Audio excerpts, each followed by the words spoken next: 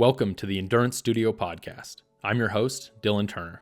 I'm an avid ultra-endurance cyclist, bikepacker, and runner, and I'm on a journey to learn and share everything I can about how people can push beyond their limits. This podcast will explore all aspects of endurance through conversations with people I find unique and interesting. There's always an amazing story of accomplishment and failure, and always something to learn.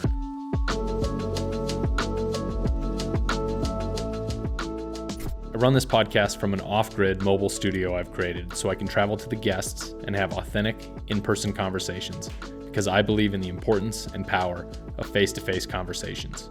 Thank you for watching and listening. This episode is brought to you by Squirrel's Nut Butter. They make adventure anti-chafe lube and healthy organic restorative skin salve. I don't leave home without it when I go on an adventure. I think it's the best in the business, and I am proud to be an ambassador. So check them out at squirrelsnutbutter.com and use my code ENDURANCE20, all caps, for 20% off. This episode is brought to you by Embark Maple. It's just good energy for endurance sports. We've all been there, the dreaded bonk out on trail. And when that happens to me, I take a swig of this 100% organic and tasty maple syrup, and it brings me back to life. I'm so proud to be an ambassador and have them as a podcast sponsor. So check them out at embarkmaple.com and use my promo code EMBARK20 for 20% off. I want to let you know about a few different ways that you can support this podcast. First, you can like, subscribe, and share with your friends and family. Get the word out for me.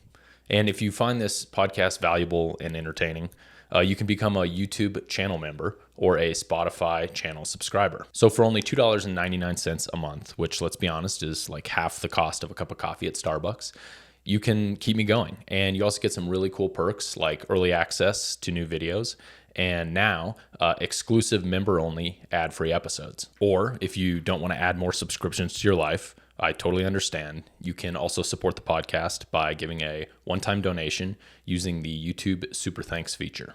The links on how to do all that are always in the description, and I do want to take a minute to recognize and thank all of my current YouTube and Spotify members and everyone who has helped support the podcast along the way. Thanks, guys.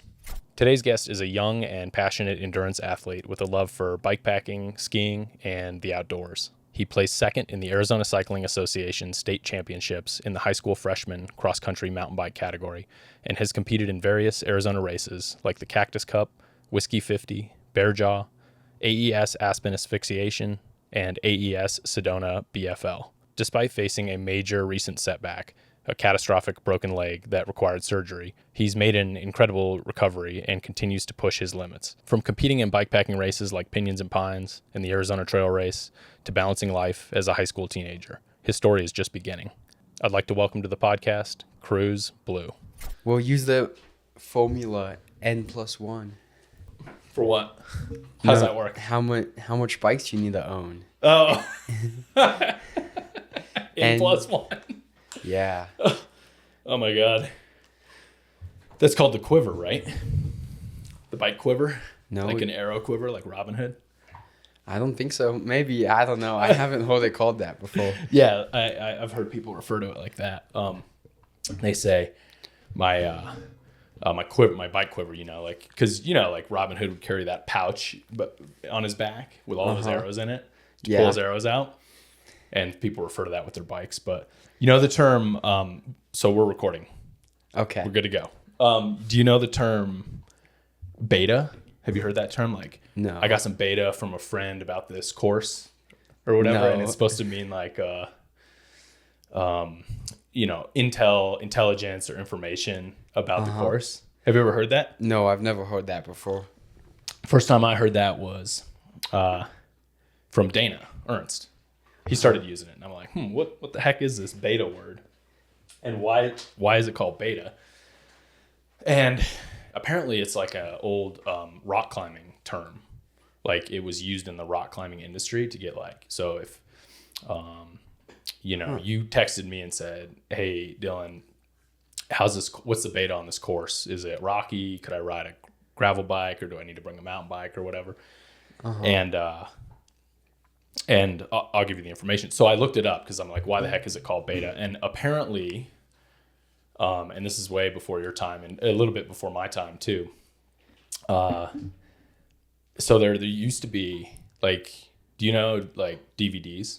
Yeah. Yeah. Do you ever own a DVD? Yeah. Okay. Yeah. Okay. All right. So before DVDs were VHS tapes, right? Uh-huh. And then and they were like, VHS The blocks, yeah. Yeah. Yeah. So before VHS tapes were these things called beta tapes, Betamax tapes, right? So okay. and there was like a war between VHS and Betamax, like who was going to win the format wars. Uh-huh. Right? So who's going to like be the standard for producing movies on that you could take home or whatever. And so beta, the term getting beta allegedly came from getting beta from, they would record their climbs and then they would share the beta tape with the other person so that they could let them know like, hey, look, go up this line or take this line or whatever the other, I don't know any climbing terms. So do you climb at all? Have you ever climbed? I would like to climb. I don't do it very much, but I'd like to. It's one of those things. It's outside. It sounds like a lot of fun. Yeah. I just don't have the equipment. Yeah. Like my dad's mountaineered and climbed before. Really? Yeah. So have you done like the climbing gym or anything before? I've like at the Aquaplex when you go swim and then you get out and you're like, oh, I want to climb up that. Yeah. I've done that before, but not much more. Yeah.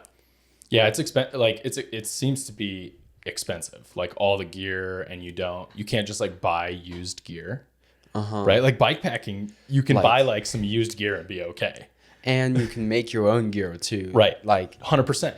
You don't want to be making your own climbing ropes. Yeah. Right? Because your life is on the line. Yeah. Like it's a whole different thing. You want to make sure that stuff is like the best of the best, right? Yeah. Like my dad has climbing supplies. I guess my only excuse for not climbing is that I haven't. You bike too much? Yeah. Yeah. That's my excuse too.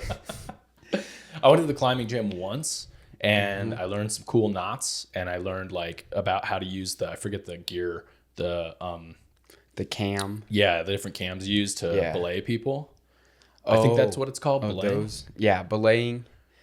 I belayed a few people. It's kind of fun. Yeah. There's like a cool little cam system. I forget the brand name of it or whatever, but it's like Petzl. Yeah, they're very easy to learn. Those for entry-level climbers. Yeah, I like climbing's got some cool stuff with it. Yeah. It's cool. So, but you like to bike more. I do like to bike. Like that's what I love to do. I wake up in the morning and I get to ride my bike. Yeah. Or I get a ski, and through those I get to meet a bunch of people. Yeah. Yeah, so you just came off of, you're on spring break. Yes. From high school. From high school. Yeah. And you did we'll go into a little deeper, but you've spent your spring break bikepacking the Arizona Trail. Yes. And then I texted you like, hey, you want to come on the podcast? You were like, I'm going to go skiing on a powder day. Yeah. Maybe a day after that. Yeah. And it's like, dude, that is what you should be doing. Like, you're living life, man. Like, I got spring break. I got to spend it to its fullest. For sure. When one adventure closes, whether that's the weather or something, I try and find a leeway into the next adventure. Yeah. And skiing was the thing that came up. Yeah. Well, so, yeah. Yeah, I mean, viewers can't see, but I'm looking out the window and we basically got no weather all winter long in Flagstaff. Yeah. And then all of a sudden we got 2 or 3 pretty significant storms. I guess 1 foot or so, 8 to 12 inches, depending on where you're at. Yeah. And dude, how was the mountain? The mountain's awesome. I lost my rock skis. They got sold a while back. So I was running my only skis right now.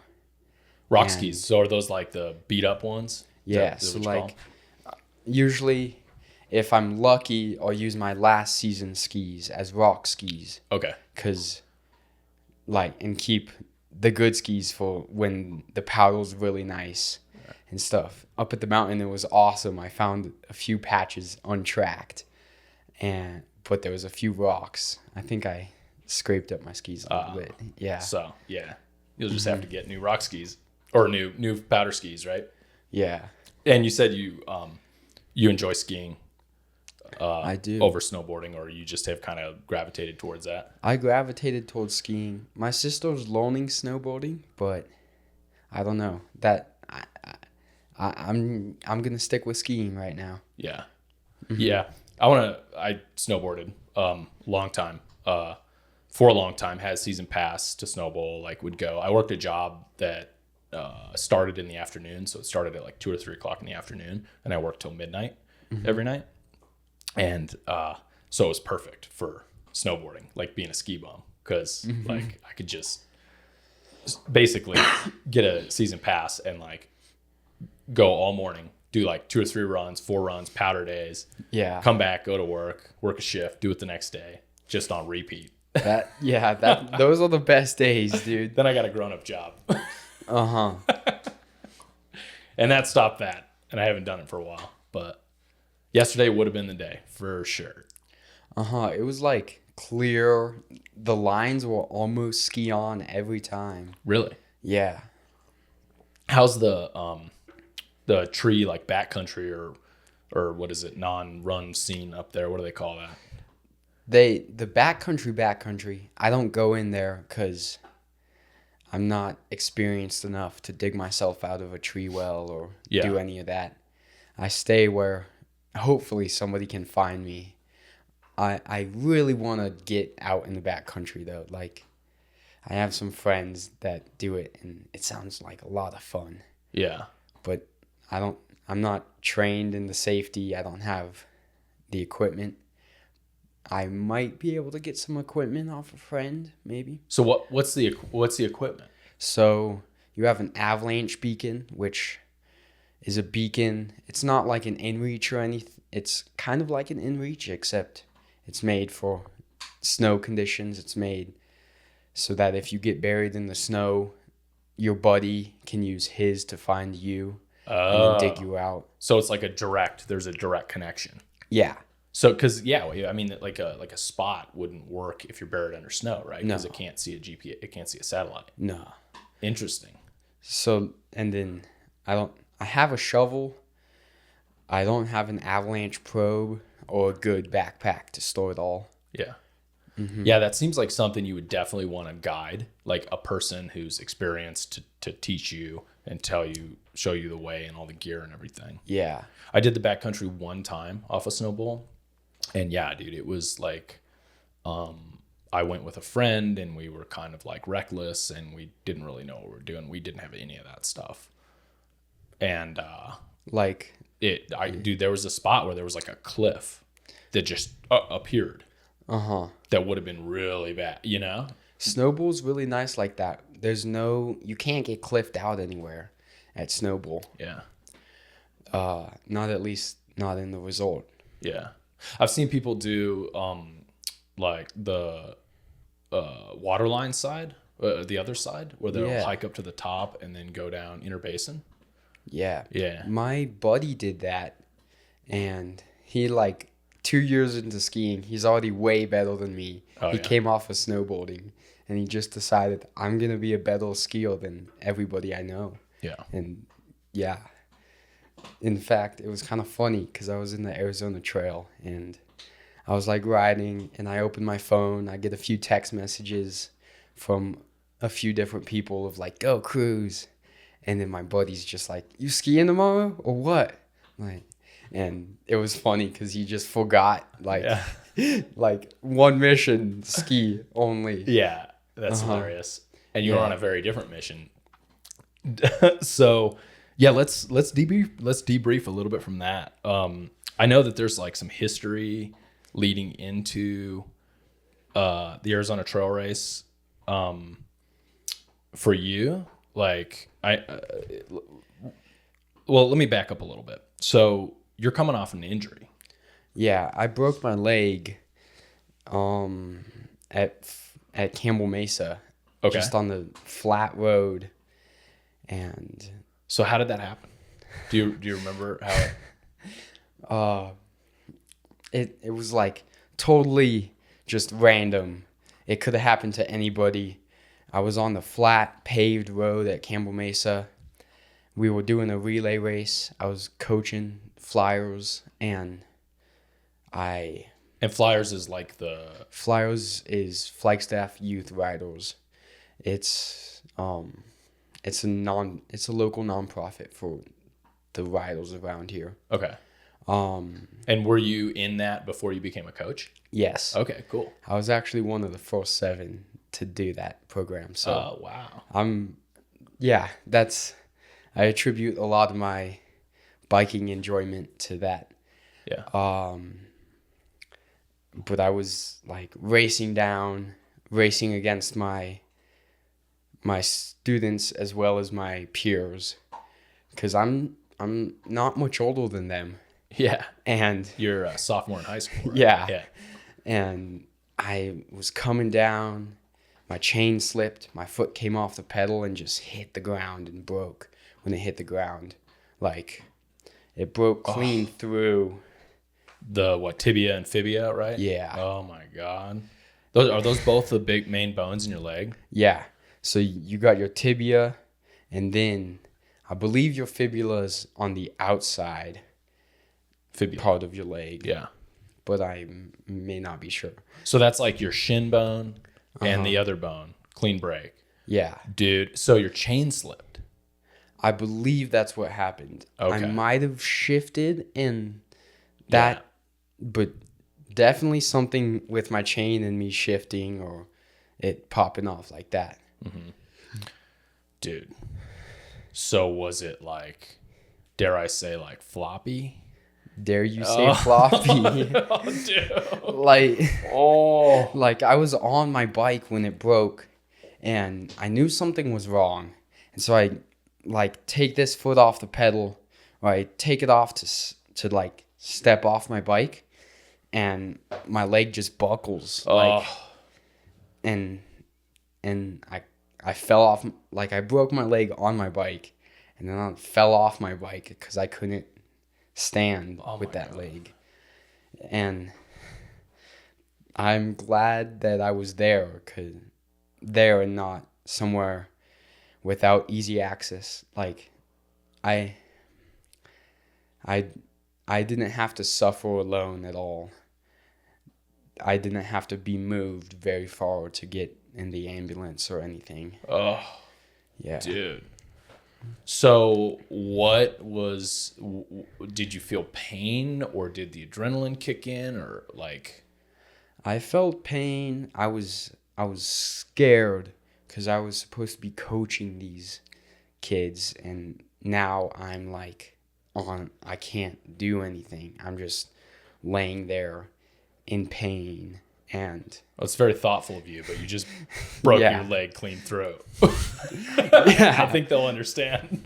And like, luckily, most of these people are my friends, or they were my coaches as well, and like, I was very well taken care of. Yeah. Did anybody like throw up when they saw it? No, nobody threw up. Dude, because I've seen that happen a couple times in the UFC, like from a leg kick, where somebody breaks their leg clean through. I don't watch boxing or wrestling too much. My dad doesn't like it. Yeah, fair enough. It. Yeah, that's fair enough. But still, it's like such a catastrophic, uncomfortable thing to have happen. It is to watch, let alone to have it happen to you. It's uncomfortable. It's like the weirdest thing for me was like feeling my leg and wanting to move it, but knowing that if I move it, I'll feel like the bones go. Oh my God. Like just like laying there, trying so hard not to move it. Like that took more effort than anything else. But yeah, we all flowed on. So you got to the hospital. They probably got you into surgery like as soon as possible. Yeah, which was next day. I wasn't in deathly, like I wasn't a code Well, I don't know Yeah, how I it know what works you're in the saying. hospital, but Yeah. Yeah. You weren't gonna die. yeah, Like you were stable. You were in stable condition. yeah. Yeah. And I was in the hospital, and I'm just like there. I'm in pain. I use this to ask my uncle about some good stories, because that's what you got to do. You're in the hospital. You can't just sit there in pain. You got to be like, hey, I need a little ice cream, or like, I need all the ice cream. yeah. Man, you're such an optimist. You can't, if you get an injury, you can't just sit there and suffer through it. You got to milk it to its max. I can't do the dishes because my leg hurts. I can't even walk. I can't even use my hands to like do something because my leg hurts. Yeah. So you milked that Yeah. all the way to the bank. But you did have some plans to do the Arizona Trail Race. So this was in September of last year, I think. Yeah, I think so. And you were kind of preparing.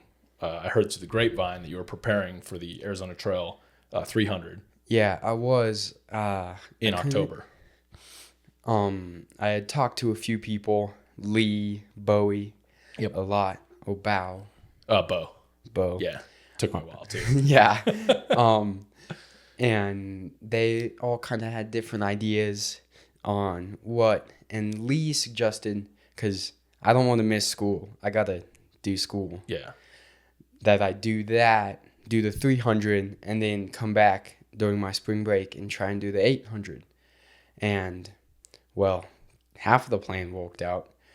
And since I broke my leg, I couldn't do the 800 or the 300 when it started. Right. I was I was on the cusp of recovery. I think I moved from crutches to walking sticks during the span of the race. Okay. And then from 2 to 1 walking stick.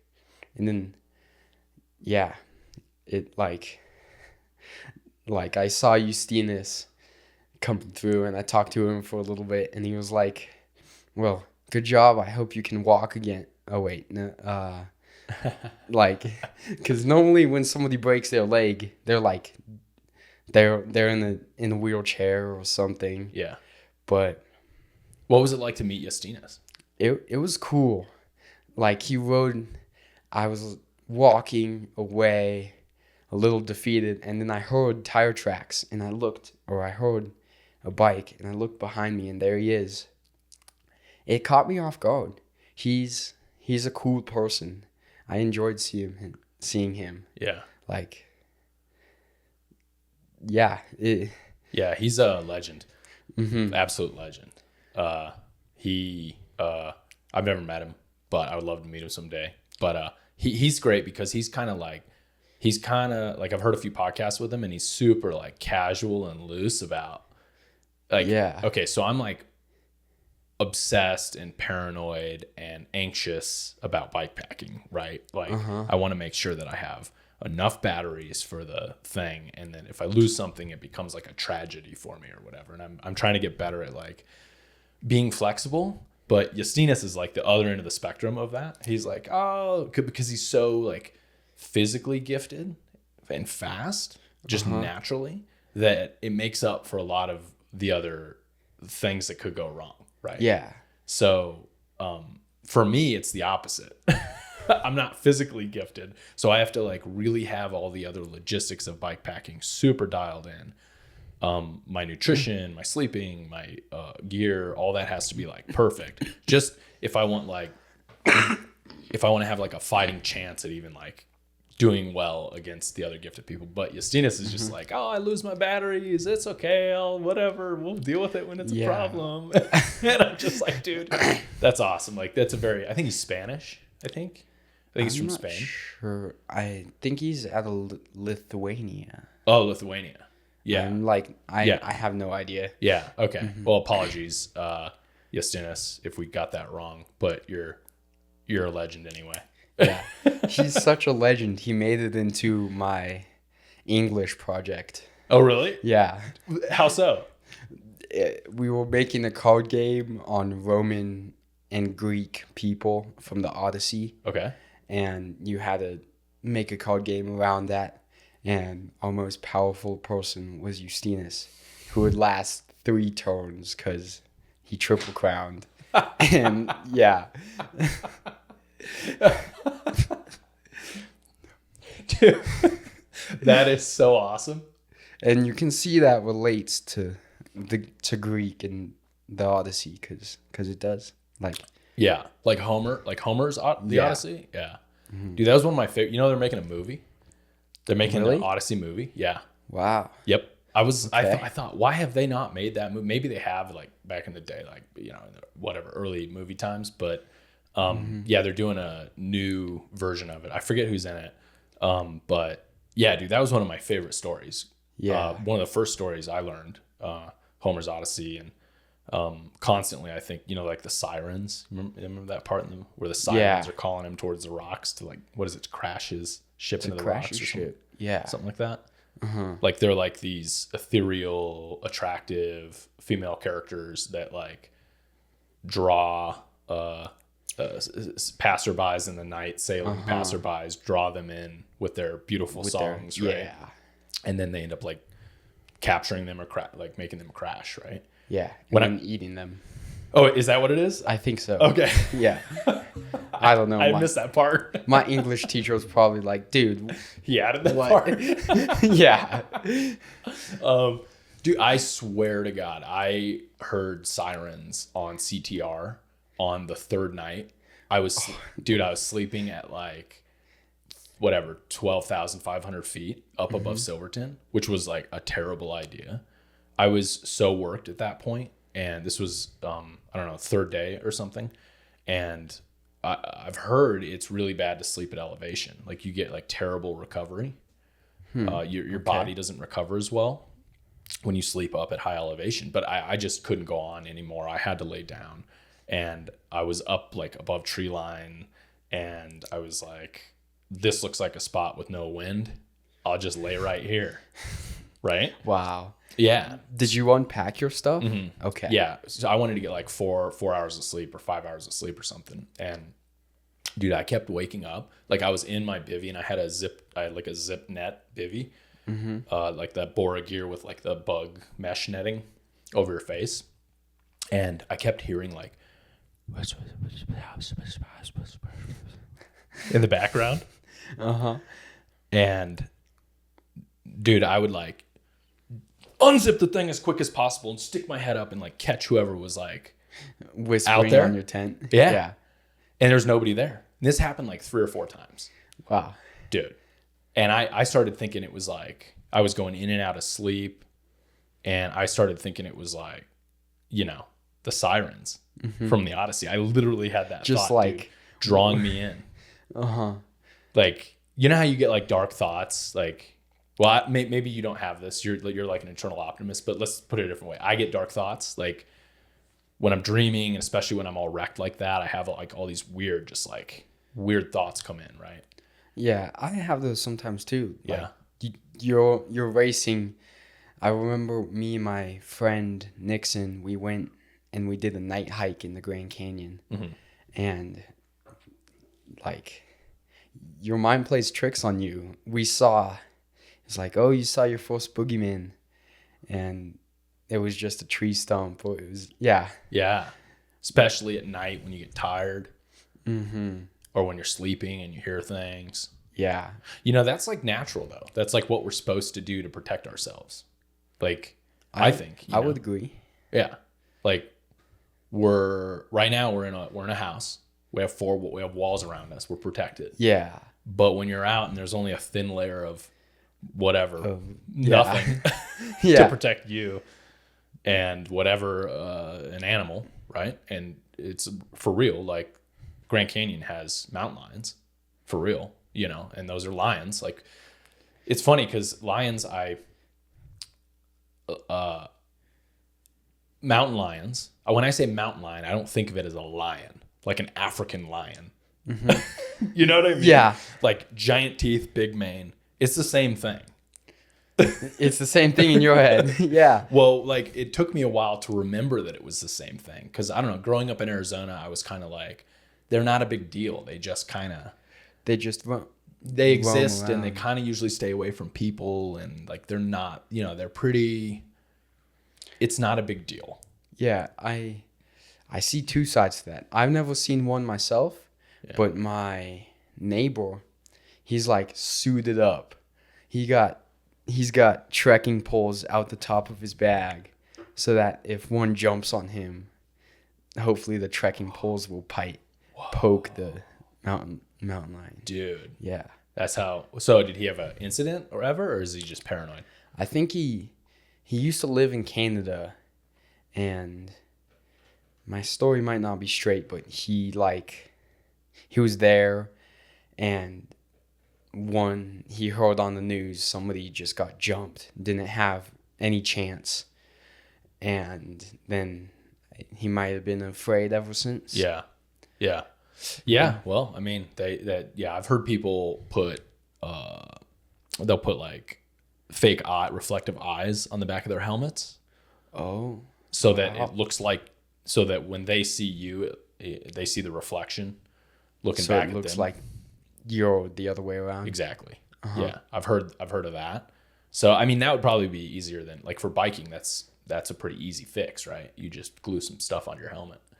Yeah. Right?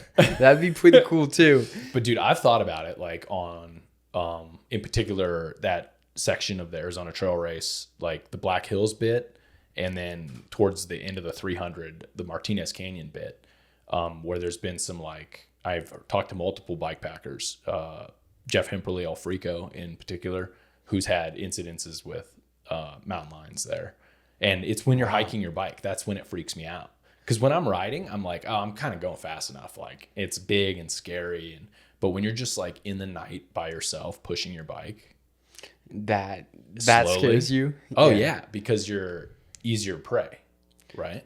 Yeah. So I'm like, I become hyper aware in those situations, and I actually take my headphones out and stuff when I'm doing that, because I'm like, I don't know if that would ever even help. Like if it's a cat at night, like you pretty much have to submit to like it's either going to do it or not, you know. But it probably helps make you feel good too, right? Yeah.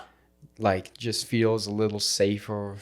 Yeah. What am I going to hear it coming up? No, it's a cat, you know. It's like a giant predatory cat. Like those things are made to they've evolved to sneak up behind people, right? Mm-hmm. So I don't mean to freak you out, but like I don't know if do you get freaked out by this stuff? I mean, like wisdom comes from bad decisions. Yeah. And I haven't had a bad decision yet, so I don't like.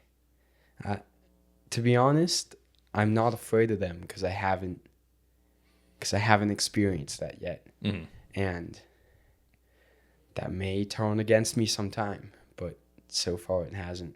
Yeah. Mm-hmm. Yeah, I think one of the keys is make a lot of noise. You know, I'll do a bell. I bring my like switched bell. Yeah, that's a cool switched bell. Yeah. Oh yeah, you saw it on BFL. Yeah. Mm-hmm. That's a really cool bell. Yeah, because a cat's not going to attack you. Sorry to interrupt. A cat's not going to attack you if you like have a bell running. Mm-hmm. You know what I mean? It's going to be like, dude, that's weird. Like whatever that is, I'm not going after that. I'll go get this other thing over here. Yeah. Yeah, make noise, back away slowly. I think those are key things. Yeah. Yeah. Yeah, with cats, I don't know. Is it back away or look scarier? It's probably back away, right? With the cats. I think with most animals, you want to back away slowly. You don't want to turn and run because then they're going to see you as prey. Right. And I'm talking from an unexperienced standpoint here. Right. So anybody out there knows more, put it in the comments, please, about the cats. But definitely I know don't turn around and run. Because then it's going to be like, oh, play toy. Yeah. Hey, what are these? So don't turn around and run. Yeah, because I know that there's like grizzly, because there's a big difference between like grizzlies and cats and how you approach them. I do remember Karen. You know Karen Pocock? No. Okay, so I remember she did Pinyons and Pines a few years ago, and she had an encounter with a lion around like, man, towards the end of the course. I get the courses all mixed up together, but it was somewhere near Flagstaff, like over in like the Anderson Mesa type area. And she like saw the eyes, came right across one. And dude, Karen's such a legend. She was like, I just turned my music up and made a whole bunch of noise and was like, let's go, lion. So Yeah. and she's experienced. She's from Canada, and she has a lot of like tons of outdoor experience, guiding, adventuring, in grizzly bear area, in cat area. And so I pretty much would do whatever Karen does. Okay. When it comes to that. And I think part of it might be your mental game. You gotta believe that you're cooler than the bear or the animal. Yeah. Mm-hmm. Yeah, the grizzly thing's interesting because like on Tour Divide, it's a major factor. Yeah. Right? And you have to people carry bear spray. Definitely. I mean, if I want to do Tour Divide later on in my career, have you thought about it? I have thought about it.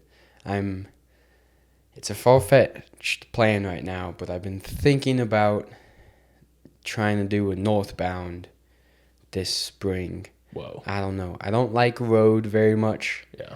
And I also, Arizona Trail has taught me a little bit more about bikepacking. Yeah. It's still there. Yeah. Maybe. I don't know. You got plenty of time, dude. Mm-hmm. This what's great about this sport. You're so young in it that like, I mean, I found this sport, I don't know, 7 or 8 years ago. I'm going to be 40 next month, and I feel like I'm in the prime of endurance sports. Mm-hmm. Like I feel like that's, seeing people go into their 50s and 60s even in bike pack. Yeah. I know Blake Bodicus. Yeah, Blake Bacchus, yeah. Bacchus. Yep. He I think he's 60. Yeah, I don't know. A little older. Yeah. I don't know. He was pretty old. Mm-hmm. He's a veteran for sure. We'll call you a veteran, Blake, not old. Yeah, sorry. No offense. No offense, Blake. We love you, Blake. Yeah, Blake's great. Paul Kuzdis also is. I don't know him, but Yeah, he did Pinyons last year. He's a legend. So I want to be that guy. So my point is like, you got so much time to do all that kind of stuff, Like, like you're so early in the sport. Yeah. It's incredible. And we have great technology to do it too. Yeah. Yeah. Yeah. And that's interesting point. Like what, back when the first OG bikepackers were coming up, they didn't have the internet. They didn't have phones. They didn't have ride with GPS. Yeah. It was more like pioneering, where they were exploring and laying down the groundwork for people like you and me, to build upon. Yeah. And take it to the next level, and it's really cool to see that progression of the sport. So yeah, let's go back to the injury. So you got a rod, I have it here, 345 millimeter by 10 millimeter titanium rod was hammered through the center of your tibia. Yeah. With an incision above the patella. Yeah. So the patella's the kneecap. Okay. Tibia's the front bone, and then you kind of have a side bone in your leg called the fibula. The fibula supports the tibia. Fibula is not an essential bone, but it helps with ankle movement, and it helps with movement more than it's a weight-bearing bone, but it doesn't weight-bear very much. Okay. Mm-hmm. And so what was the recovery like for that? So I got surgery, and once I got surgery, I was able to weight-bear as tolerated. Okay. What that meant is if I didn't feel pain, I could like walk around without crutches or anything. I spent an extra day in the hospital. I got some awesome gift bags from people. Like, They broed me out. They were delicious. Shout out to those people. Shout out to the gift givers. Yeah. Yeah. So how much time total until you felt confident back on a bike? I think I was riding a stationary bike like a few days after the recovery. Okay. Just spinning the leg. It was weird because I'd wiggle my hip a lot. Like, I wouldn't want to bend it so much. I wouldn't want to extend it out so much. Yeah.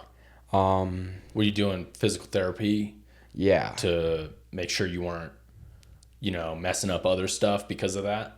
Yeah, I was doing physical therapy and they told me to just ride my bike super light, 10 minutes. Not ride my bike, do a trainer. Okay. And luckily I have awesome friends and Luca lent me his trainer, so that was pretty sick. Sweet. Yeah. Yeah, trainers are cool. I like I'm kind of a sicko in that sense. Like, I like the trainer. I don't, dude. I ride my bike to be outside. I know. Yeah. Well, different strokes for different folks, Yeah. Teach their own. Yeah, for sure. Well, I would say you're in the majority. Most people despise the trainer. Mm-hmm. But it's great that we have that access to something like that and that you have a good friend that can lend you that. 'Cause like you could stay active on it without, speed up your recovery process. So, so what was the first like event back that you did, or big bike ride back after you had your injury? I think the first big bike ride I did was I rode to Puente de Hojo school to watch, because my mom wouldn't let me to ride in the race, in the cyclocross race. It was just like a local Flyers cyclocross. The payouts were $100 for first place, which was pretty sick. Yeah. I was a little jealous, and I watched that happen, and I met some really fast people. I think the person who won it was going to cyclocross nationals. Okay. So yeah. Whoa. Some big people showed up there. Yeah. Cool. So then Christmas time rolled around and you got a frame bag? Yeah. Right? Birthday and Christmas. Okay, birthday. Pretty awesome. Yeah. As you were, because when I saw you at the Sedona BFL, which for those of you that don't know, it's the big freaking loop. So it's an Arizona Endurance Series event, which is like kind of like a loosely organized underground endurance events. Yeah, I kind of like them. They're pretty fun. Dude, I love them. Yeah, you did the Aspen Asphyxiation as well? Yeah. Last year, or before you broke your leg? Yeah. Yeah. I got second in that. Well, I tied for second in that. Nice. I was there for that one. You were? I think so. Oh, yeah, I crashed. Yeah, I crashed right behind you. That was so scary. Like, you were just starfished on the ground. I was like, what? Is he okay? Dude, I caught you because you smoked most of us at the beginning, and then I caught you somewhere around Walnut Canyon, and then I was trying to hang with you on that descent down Fisher Point. Yeah. And I don't know, you know how crashes are. Like, you don't know what happened. You're just on the ground, and like it all happens very quickly. And you stopped, dude. I was like starfished. I love the term. I was definitely starfished on the like this, and I was just like checking my teeth to make sure my teeth were in my mouth, because that's kind of usually first priority is like hands and teeth.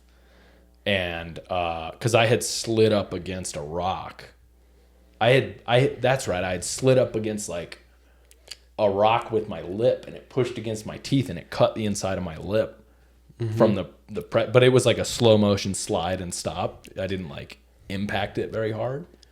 Super lucky right there. And that's that section's like super chunky. And you're just like on your hardtail, like And I'm on cross country. I'm on a full suspension bike, and I couldn't even hang, and I'm on the ground. And you're like, dude, you okay? And I'm Yeah. like, I'm okay. I'm okay. I don't have to go to the hospital. Keep going. I'm okay.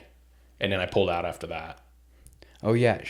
Thank you for at the beginning when they were like, "Are you sure you want to be here?" And you like stood up for me. You were like, "Yeah, this kid's got it." Oh yeah, for sure. Well, you had finished Pinyons.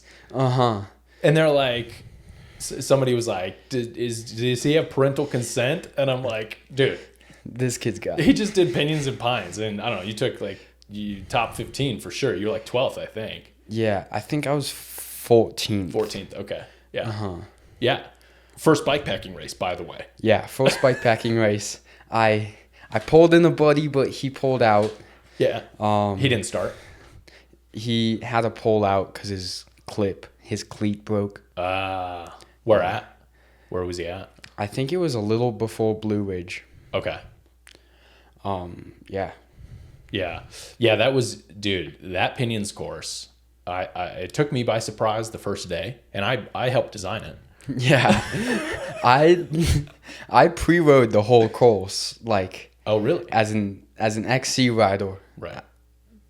I pre-ride everything or as much as I can. So I knew this was coming up and that was coming up, but sometimes it still caught me by surprise. Yeah. Yeah. It's funny how when you're fresh and when you're 200 miles in and sleep deprived, how much different something feels. Yeah. So what was your favorite part about Pinyons? There was so many parts. There was a bunch of parts that come to mind. Yeah. I remember being at the start, and my buddy Ethan, who also did it, was like, "Hey, you got grime in your tire," and it turns out that the lip where the sealant connects or where the tire connects to the rim had been filled with dirt, and it was losing air.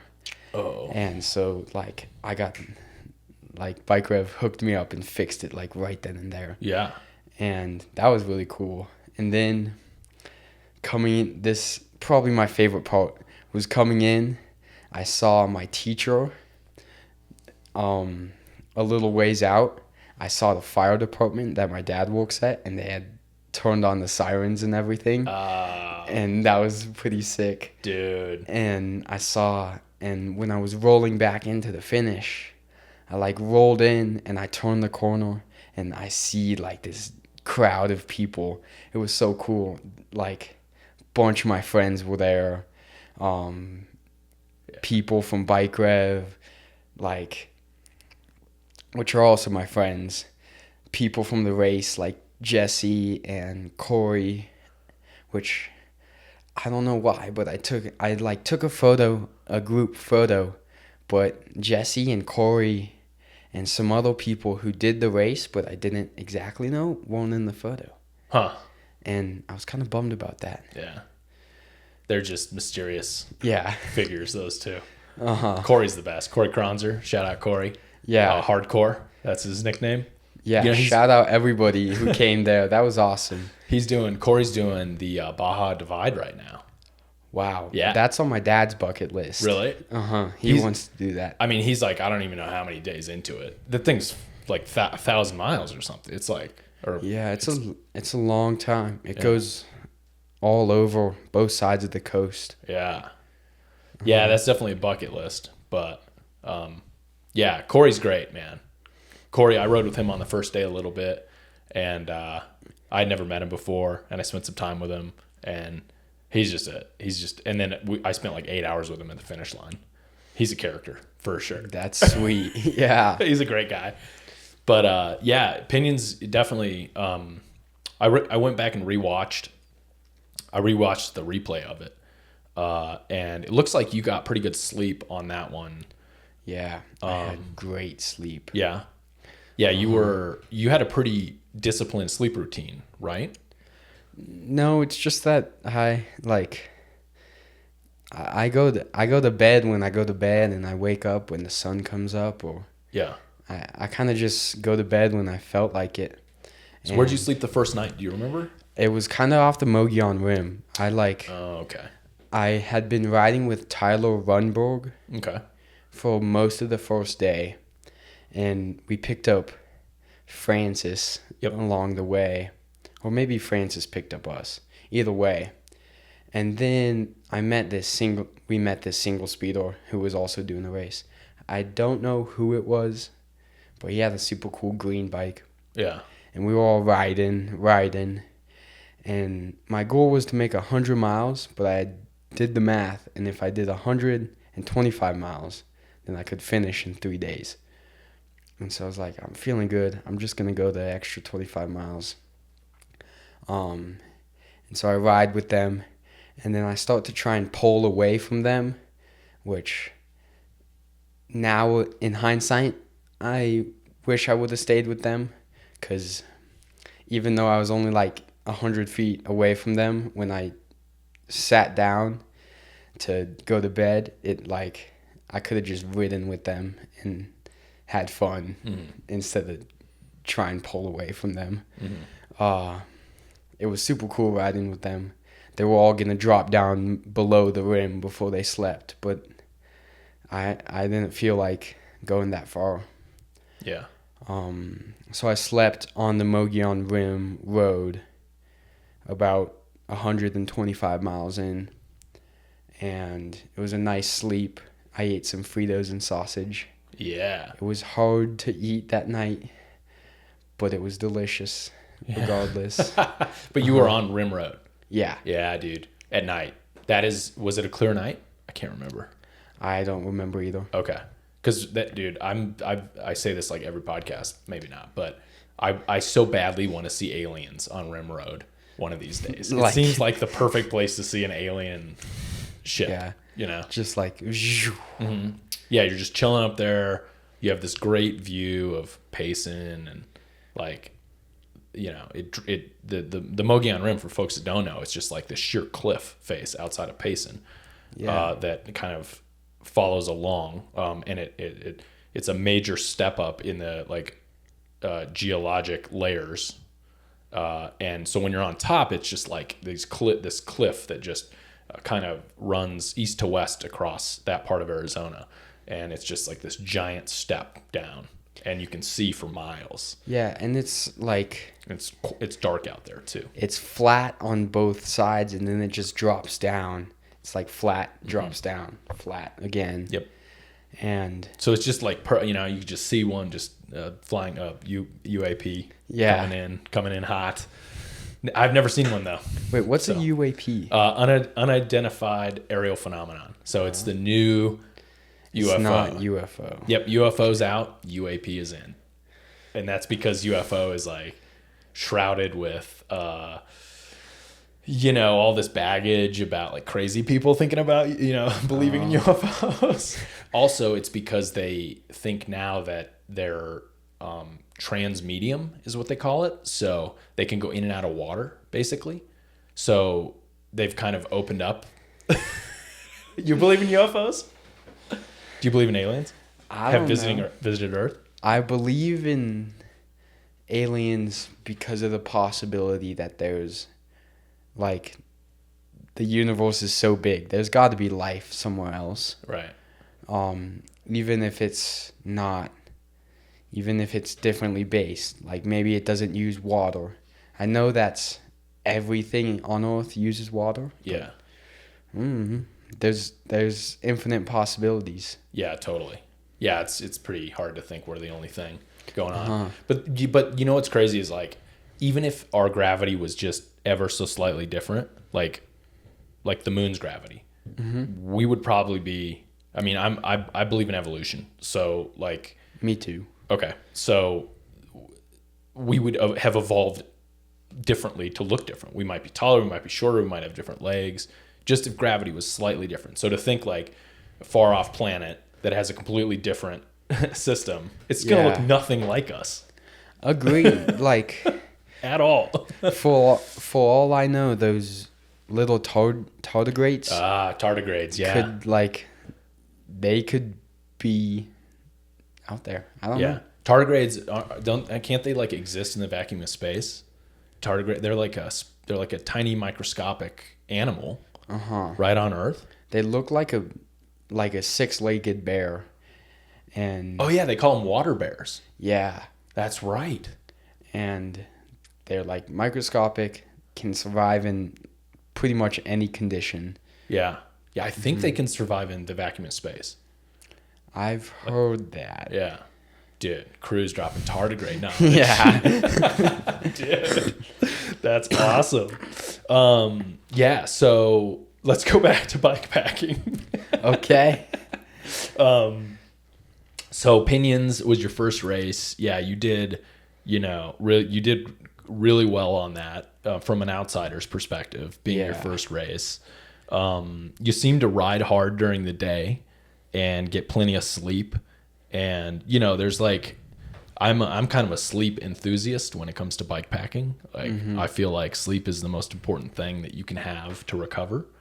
It's also, if you cut on sleep, you could be doing like significant damage to your brain, especially if you're a young man with a developing brain. Like, there's like so many bonkers theories to that. I get my homework done, and I don't play too many video games. Yeah. And so like I go to sleep on a regular basis. Nice. Yeah. I bet half of my friends and half of the people could have probably done that race from a sleeping aspect on way less sleep because they function normally. Like Francis functions on 4 hours of sleep. In normal life, you're saying? Yeah, in normal life. Right. So I think that was due to the fact that I function on 8 hours of sleep. Yeah. Like, me too. Yeah. 7, basically. Yeah. Yeah. Yeah, and I self-destruct after. I've done it a few times for sure, like VVR, CTR. What's VVR? Verde Valley Randonnée. Okay. Yeah, how you familiar with? I've heard about that. Okay. Yeah, so it's kind of Dana's like brainchild. It's a Wait, isn't Pinyons his brainchild? Yeah, Dana's got a lot of brain children. Okay. Yeah. Yes. His backup one. He's a high achieving, high efficiency fella for sure. Yeah, he's hard to keep up with. But if you want to get better, just go ride with Dana because he'll make you better. Yeah, didn't he do the ride across Arizona and dominate that? He set the FKT. Yeah. Yeah. With a bunch of injuries, with like some chronic injury stuff, he still set it. He's an animal. I have so much like, he's like really, kind of a big brother to me, sort of, that has kind of filled, I have a sister, an older sister, but I don't have any brothers. And he kind of filled that, space for me. I was like nervous to ride with him the first couple times because he was like this. He's so fast. Yeah. I was just looking at Strava times. I was like, dude, like I'm scared. And then, I spent more time with him and he kind of like became really a role model to me, a friend and a big brother figure and a role model. And, I know he's listening. So I know you're listening, Dana. So are we live? No. Oh, okay. But we'll be close enough. Okay. But and so that really like changed. I say this quote all the time to people, and I try to live by this quote: like, show me your friends, and I'll show you your future. Right. So if you're going to surround yourself with people like Dana that are like high achieving and always trying to push the boundaries, you're going to become that person. Yeah. And if you surround yourself with like people who sit around and whatever, eat bad food and don't like make things happen in life and complain or never take accountability or agency for themselves, like, maybe, well, I can't control the situation, but maybe I can't control what this person is doing over here, but what can I do to control what I'm doing that's within my scope of control. If you surround yourself with those kind of people, I really do believe like you'll become those people. Yeah. They're going to bring you up to their level, right? Instead of you lowering down to the level of the people that are whatever, not the type of person you want to become, right? I agree with that. And in my head as well, like all my friends are very high achievers. They all do crazy things. Yeah, very crazy things. And I also believe that sometimes you gotta be that bigger person that somebody else surrounds themselves with. Yeah. For sure. Yeah. I mean, you'll become a role model for someone else, right? Like I'm sure you have your role models, you know, people you look up to. I do. And there are people right now who are whatever, 10 years old that may be looking up to you as now the coach of Flyers, right? Maybe. As a role model. Yeah. And that's a very like big responsibility. It is. I try and do a good job when I am responsible for people. Yeah. Yeah. It's cool. It's cool, man. Well, I mean, you're definitely like, I would say an outlier for your age. Particularly like the video games and stuff. I played a lot of video games growing up too. I kind of got like, I think some of my friends, a lot of my friends play Fortnite, but like, I think that's the surrounding myself with people who don't play too many video games causes me to not. So yeah. Yeah. I mean, it can trap you for sure. Look, I do have to say though, like, I think that my video game career, or it wasn't really a career, my time I spent playing video games from the time I was like, I don't know, 12 years old to probably 23, 24. I had a good solid run at like, you know. Destroying. Oh, yeah. Yeah. I was playing a lot of video games during that time. And it did help my hand-eye coordination, which I do think helped with mountain biking. I agree. Like, I do, whenever I'm at my cousin's house, I play a ton of video games. Yeah. Like, we pull all nighters of video games and stuff. Yeah. And, like, having the Xbox controller and not looking at it, but still moving and clicking buttons and moving the joystick, I think helps me a little bit too. Yeah, it definitely helps. I mean, so I've been bikepacking on autopilot before, where I just go into this zone where it's just like, especially like Arizona Trail, where it's like highly technical single track stuff, and it's night and you have the light, and it's like you're just kind of like having this weird out of body experience where things are just on their own autopilot. Yeah. Right? And you're just like, you lost like 2 hours of time. And you're like, what happened here? And I remember having that playing video games.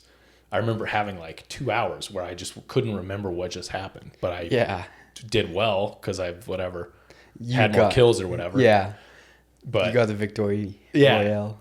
We used to do my first overnighter, all-nighter was GoldenEye. You ever played GoldenEye? No. It's like it's kind of resurged as kind of like a cult classic. Wow. But it was like 007, so it was like a James Bond game. Yeah. And it was the first like real big hit. Well, I guess not the first real big hit first person shooter, but it was definitely one in the legends. I think like the first ones was like Doom and Wolfenstein. Those were like early computer games. But GoldenEye, man, I stayed up all night, pulled an all-nighter, played it all night. Yeah. And this was pre-internet, so like you'd be playing multiplayer, but you were all on the same screen. Yeah. So did you do the box thing? Because I know I never did it because I never have had an Xbox, but my cousins would build a cardboard thing. Oh, so you couldn't screen watch? Yeah. Yeah, we didn't do that. No? We would just screen watch. Okay. Yeah. Okay. And just like be like, no screen watching, and just like, punch the other guy. But like that's yeah, pretty good solution there. Just like building a cardboard box so you can't screen watch. Yeah. Yeah, we weren't that ingenuitous at that time. Yeah, we just want, but just wanted to get some games. But yeah, dude. So I stayed up all night, and then my dad, I don't know if he was like, we had to go the next day, and I don't know, do something. He made me work the next day. I think it was. I had to go to work the next day, and it was my first real do a 6-hour shift working with him or whatever, because I used to work for him over the summers, and that was like, hey, you better. If it was my first gut check on, hey, if you're gonna make this decision to stay up all night, sometimes there are consequences. Yeah. I tried to pull an all-nighter with my old neighbors on Terraria, and it's a 2D Minecraft version game. Okay. There's a lot of, I don't know, I'm more into the Minecraft-like games, and first-person shooters are pretty fun. And I fell asleep for 2 hours and woke back up and got right back to gaming. Yeah. The controller was on your chest. Yeah. And you wake up and start playing. Okay, here we go. Yeah, that's pretty hardcore. So I don't know. It's interesting that, do you find, I think it's unique that you find being in the outdoors, that seems like a unique trait. Is it because you grew up in Flagstaff, or what is that? I think it comes all sorts of places. I think in Flagstaff I get a B. I don't have to go anywhere. I'm already here. My parents are adventurous. They've gone around the world, or to parts of the world. They would learned languages. They influence that. Everybody out here is adventurous, so my friends influence that. Yeah. You speak Spanish? Yeah. Fluently? I do. I don't have a good accent, but I speak it fluently. Dang. Yeah. That's pretty cool. And did that come from this, parents being world travelers and kind of bringing you places, or? So it came from my parents traveling around. My dad worked at NPH, Nuestros Pequeños Hermanos. Okay. Our little brothers and sisters. Our little hermanos, brothers, sisters. Nuestros is our? Yeah, our little pequeño. Right. Hermanos is brothers, right? Yeah. Which in Spanish it's kind of funky because hermanos, brothers, hermanas, sisters, but hermanos, if you got brothers and sisters, you'd be like los hermanos, or you'd be like hermanos for all of the brothers and sisters together. I see. So when it's a group, it's the male version of the language. Yeah, because Spanish is female and male. Tenses, or I forget what they call them, tenses. I don't know. So, yeah. And so when you're speaking generally about a group, it's the male is what takes the precedent. Hermanos. Okay, I see. And Spanish was a language before,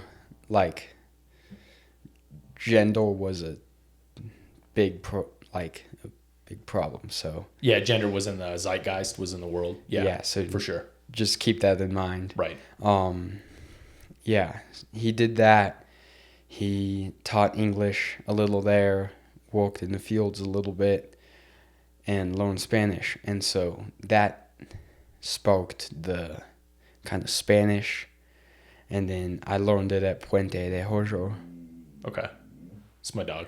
I was like, what is that? Ginger.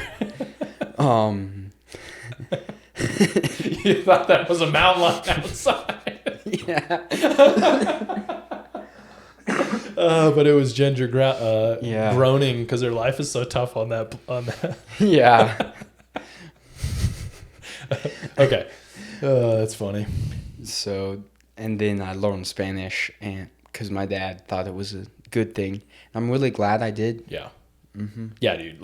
Either pretty much Chinese, Spanish, or sorry, not Chinese. It would be Cantonese. Spanish or English. Those seem to be like the world, like the economic languages of the world. Yeah, and I think particularly in the Southwest, Spanish would be the move. Spanish is a good language. Like, it connects to a lot of languages. Chinese is kind of Chinese. Like, you can't connect it to another language very well. Not as far as I know. Right. So, yeah, because Spanish is a Latin-based language. Uh-huh. Right. And there's a lot of, Chinese is just so completely different, right? Different alphabet, different everything. Yeah. Spanish is, I took some Spanish in high school, and like, it ports over pretty well, particularly being so close to the border and having so much influence here, you know, like tons of people speak Spanish. So, although I did say something, so my friends in high school, like the people that were around me would always say the term way. See way, you know, it would be like odele way. Right. That was like, I learned that before I got into Spanish classes. And then I got into Spanish class and I said that in my Spanish class. What? And dude, my Spanish teacher was so pissed. Yeah. She was like, "You can't say that to me." And I'm like, "What? Everybody says it." It's kind of like bro. It's slang. Right. Mm-hmm. She told me it was fat pig is what it meant. To be honest, it probably is. Okay, so you've corroborated that. I've been wondering that for the last 25 years, like 30 years of my life. it might not be, but there's a good chance it is. Well, so she said it was something to do with like in proper Spanish, it's like a bad word. Like you don't say that in proper Spanish. But it was like in slang Spanish, it's like, dude, bro. Like if you're talking to anybody, as long as you're not like, it's like hip almost. Right. Uh-huh. Yeah. I mean, we would hear it all the time, like working in construction and stuff like that. Yeah. Like when you gotta, like my dad will say it to me when I gotta go do something. He'll be like, "Órale, way." Right. Come on, man, go get that done. Does that mean like "let's go, dude"? Yeah. Like, yeah. Kind of. Yeah. Like, to be honest, I'm not sure what the translation is. It's just there in my head. Right. What's that, Siri? Okay. Hey Siri, what does "Odele way" mean? Okay, I found this on the web for what does "Odele" mean. Check it out. Ah, it didn't happen for me. Siri, you're useless. Yeah. Yeah. Hey, can we take a quick break? Yeah. I gotta use the bathroom. We'll be right back. Yeah. Ride on or let's go. Used as an expression of approval, agreement, or encouragement. That's what odele means. Yeah. Odele way. Which sounds about right. Like that's what I use it for. Mystery solved. Yeah. So did I hear that you do, playing off the Spanish thing a little bit, you go to Mexico like once a year? Yeah. Is that right? I love Mexico. Like, I don't know. Oh, can you hear me? Yeah, you're good. Okay. Yeah. It's beautiful. Like, yeah. I have so much. I have clothes on my body. I get to wear shoes. I get to choose which short I want to wear today, and like I could be like, nah, that one, that's just a short. Let's do this one, and like they're so kind and they share stuff. Like I have plenty of food. I can get stuff at the store. But they're like, here, let me share some of this limited food that I have with you instead of you buying your food. Mm-hmm. Like I got plenty of food. I can go buy tacos or I can do whatever. Yeah. And Mexico's, besides the people, Spanish, when you speak Spanish, you have when you're fluent in Spanish, you tend to think in Spanish as well. And when you think in another language, you think differently. You interpret differently. And I like Spanish in that sense. Yeah. I really like Spanish. It interprets the world differently, and it's cool. And then beyond that, like, it's the ocean, it's beautiful, there's tacos. Well, tacos come from Mexico, so they got to be the best ever. Yeah. Yeah, the language is beautiful. Yeah. Yeah, it's a colorful language. It's a very like it's got a lot of beauty just like baked into the language. Yes, definitely. Right. Yeah. It's got good jokes in the language too. Yeah, and so do you do this thing where you build, like, you help build houses? yeah. Tell me about that. So I try and do that. I want to do it more, but it's once a year right now. Every President's Weekend, we go, drive down, spend 3 days building a house. We used to build the whole house from ground up, but now we build a part of the house. You go down to this place in Rocky Point called One Mission. You set up camp. They provide you with food, a lunch, and a dinner, and like then you go out to the job site. You meet the people. It's really nice for me because I can speak Spanish, so I get to connect with the family. Like, I get to hear about them, understand that we went to check up on a family that we helped out 2 years ago, and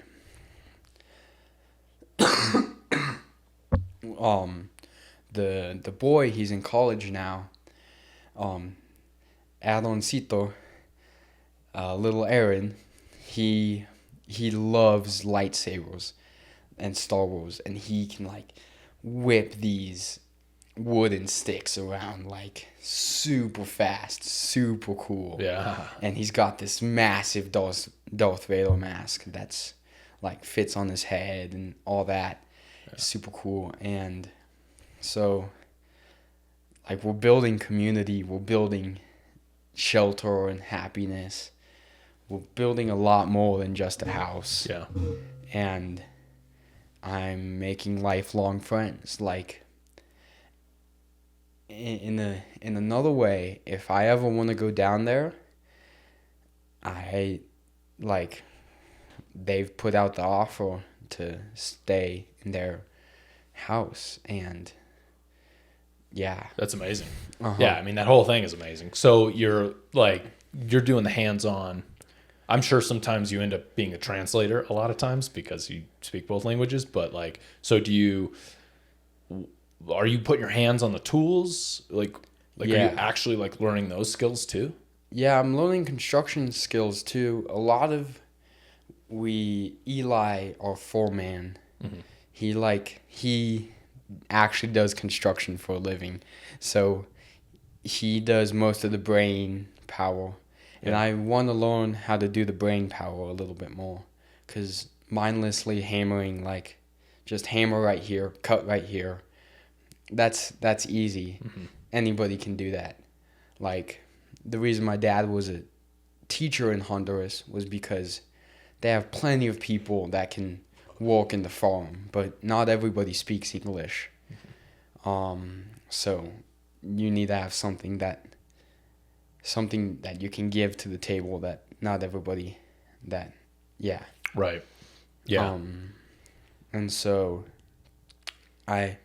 this time we built the top of the house. So we built trusses, and we put on the roof, coated the roof in this special paint, coated it again, stuccoed the walls, and yeah.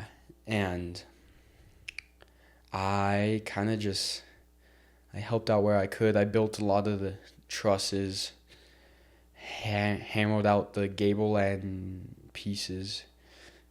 Like, yeah. Last time I built, they call it a fast block. It's like cinder block, except it's a styrofoam block, and then you fill it with concrete. Oh. So it's a cinder block house, but with styrofoam blocks. Interesting. And super durable. But also easy to use. Like, you can pick up the styrofoam. You don't have to like use a lot of muscle.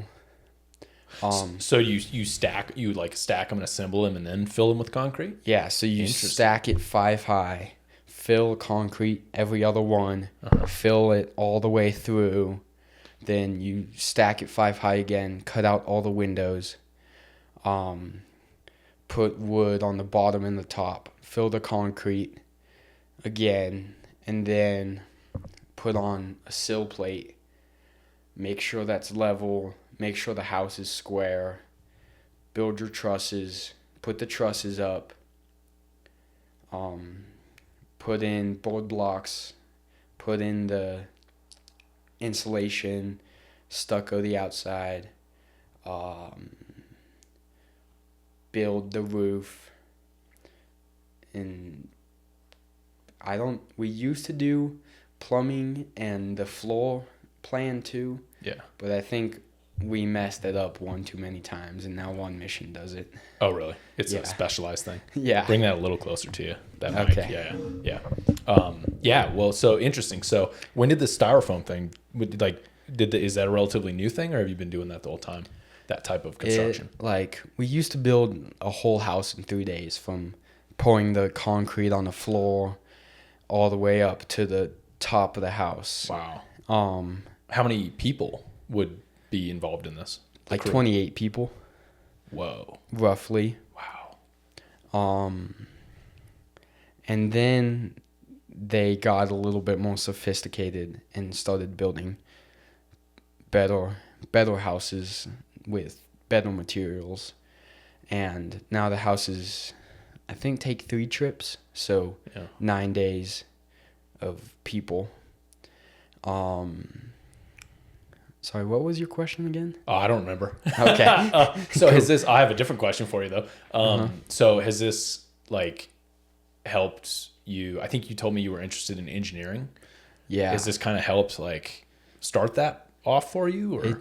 It's helped start that off. Yeah. It's also helped real world applications. Yeah. Like in school, I learned what this is, but there I can apply it. Yeah. I can be like, oh, a squared plus b squared equals right square triangle, which Shout out Pythagoras. Pythagoras makes a straight square house. Yeah. Right. Yeah. Yeah, totally. That's cool. Yeah. I mean, so there's a big difference in the world with thinking something through and then putting boots on the ground and actually doing it in all facets of life. Right. And the people that, in my experience, the people that specialize in one thing and not the other thing don't really have, I think it's more powerful when you can have that broad knowledge of both, so you can apply. Jack of all trades. Yeah. And I guess I'm kind of a little bit like that, master of none, jack of all trades. I'll do a little bit of everything pretty well, but I'm not really good at one thing. That I feel that. My dad always talks about being a plumber helps you be a better electrician, and vice versa. Yeah. And same thing. Riding a bike helps you drive a car and such. Yeah. I mean, to go back to bikepacking, really, bikepacking has taught me all kinds of things about how to manage the rest of my life. Yeah. Right. And in different ways, emotionally, from a difficulty point of view, doing difficult things. This is kind of a recurring topic on this podcast, but doing difficult things kind of resets your perspective in the rest of your life, makes things easier. So did that happen for you on Arizona Trail Race? No, I did really difficult things, but like now I come home and I'm like, oh, I gotta get wood for the fire and I gotta put away my dish. And before I just eat over nothing and then get back on my bike and go. Oh, I see. Yeah. You just shovel a honey bun in your mouth or Yes. whatever, a gas station junk food. Oh. And now you have to do your dishes and you're bummed about that? Yeah. I'm Oh man. That's a new take. A hot take from Cruz. yeah. Oh, that's funny. Well, tell me about the Arizona Trail Race. So, at first I was like, "Come on, let's talk about I wanted to debrief just about that on this podcast, but Yeah. it's been fascinating so far. But so you had the injury. This was your first. You've done a couple of races and like Sedona BFL. You did quite well on. I didn't even know you were injured until you told me during BFL that you were coming back from an injury. And then spring break hits. I see you on track leaders. I'm like, he's doing it. So tell me about the start and the first couple days. So like it's starting, I'm with my dad and we're at the Border Monument. We're like reading all about it. I like eat some pancakes. We realize it's 5:40. I race in 20 minutes. Mm-hmm. Did you camp at the border? Yeah. Okay. Was there anybody else there? No. Just you guys? Did Border Patrol come by? Border Patrol came by. Yeah. They weren't interested at all. Okay. Which really surprised me. Had you ever been to that before? No. That area? No. Yeah, did you go over the big pass? Yeah. The Montezuma? Montezuma Pass, yeah. We went through there. It was super interesting because the border's a barbed wire fence and iron railroad ties. Yeah. And yeah, There's no border wall there. there's no border wall. Yeah. It was a new spot. I take a bite of my sausage and then I go.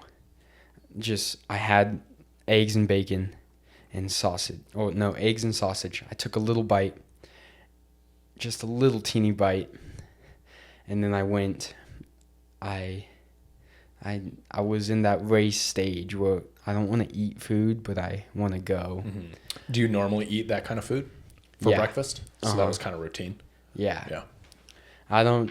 With bikepacking, I just eat whatever I want to eat. Like, but I'll figure it out if I don't have to eat 2 hours before my race. I just eat and try and do something that's not gonna surprise me or anything. Mm-hmm.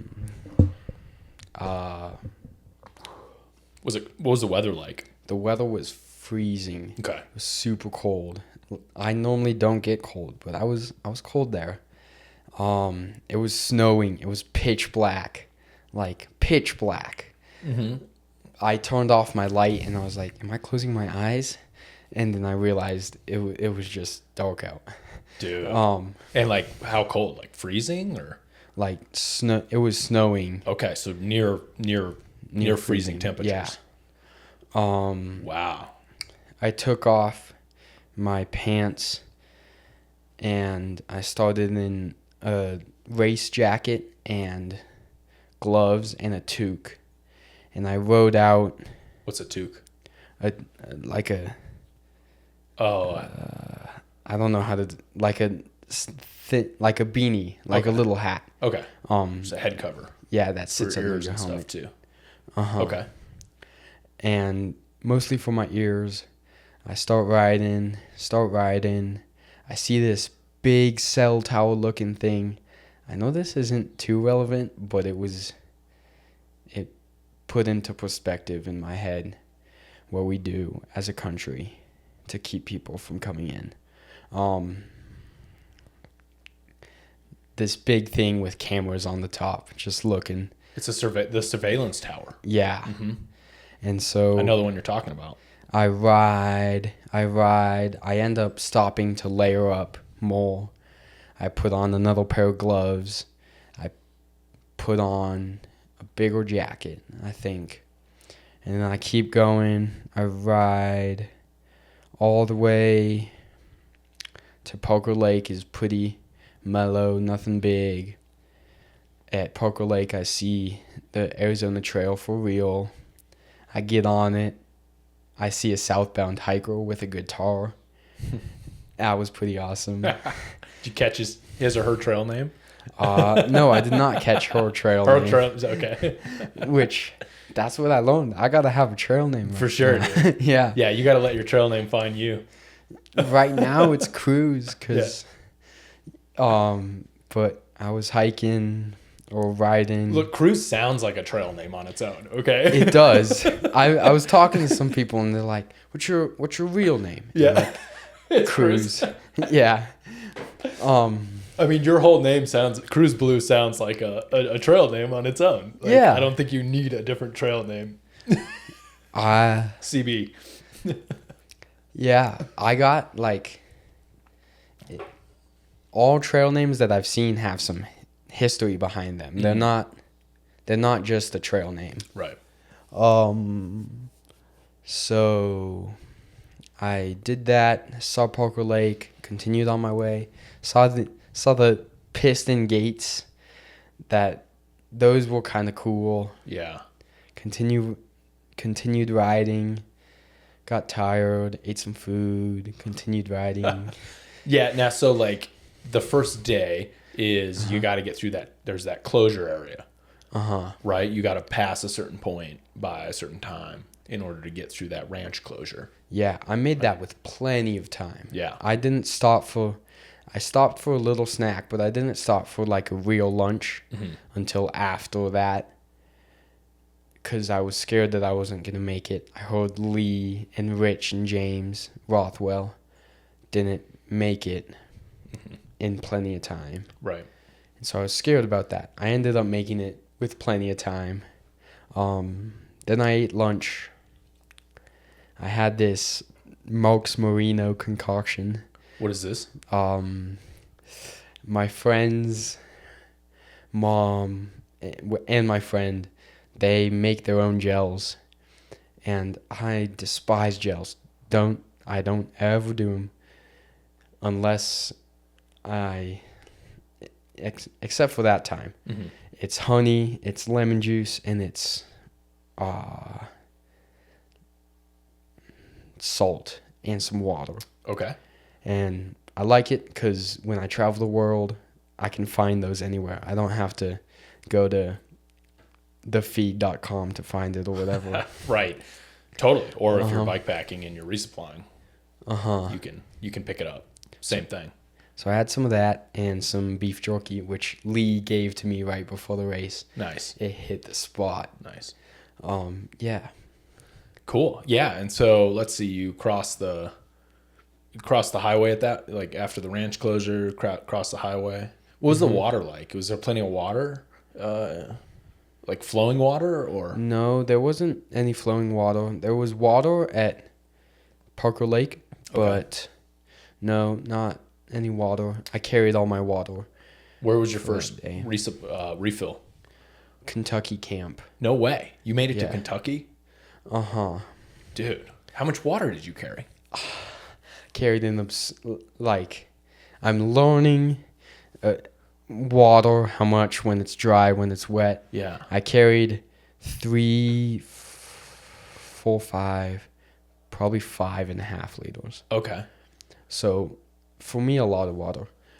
Yeah, because like the last 2 times I've ridden with you, you've done long. You've done like 60, 65 mile endurance races on like 3 liters of water. And every time I see you, you're like, yeah, I'm gonna try to finish. I'm trying to push right through. Yeah, I don't like stopping. It stops my mojo a little bit. Yeah.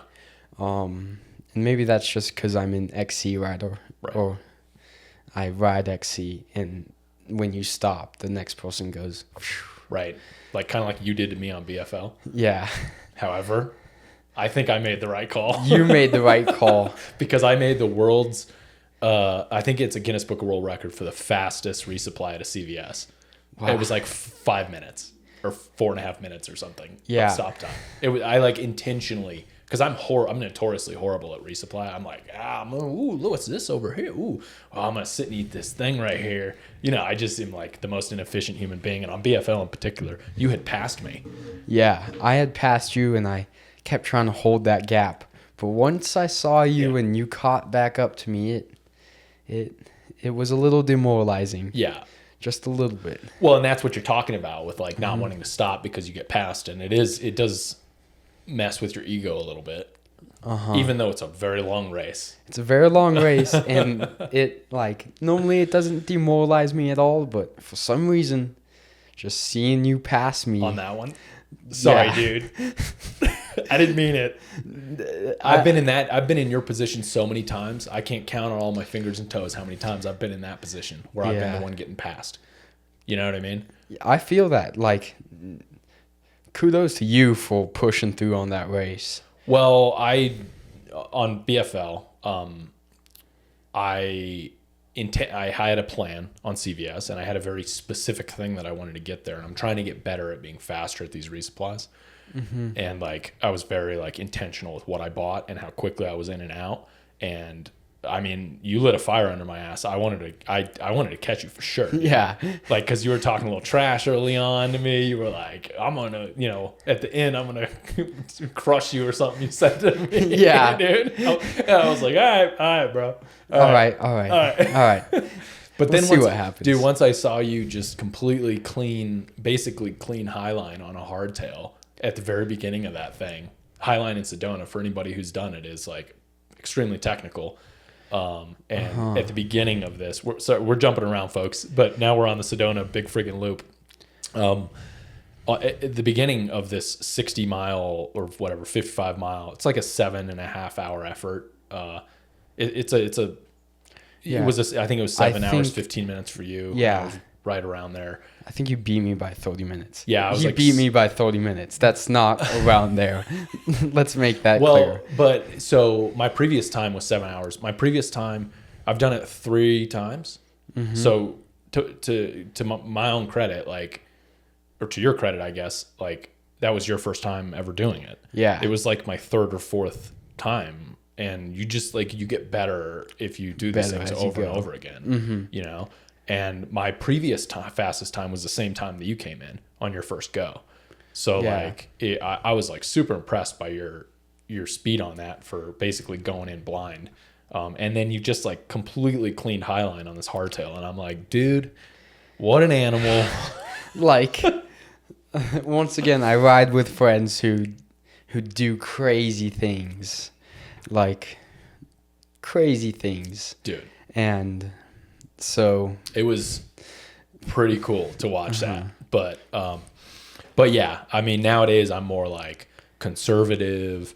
Like I had my phase where I did the downhill type stuff and like the, you know, more dangerous type of riding.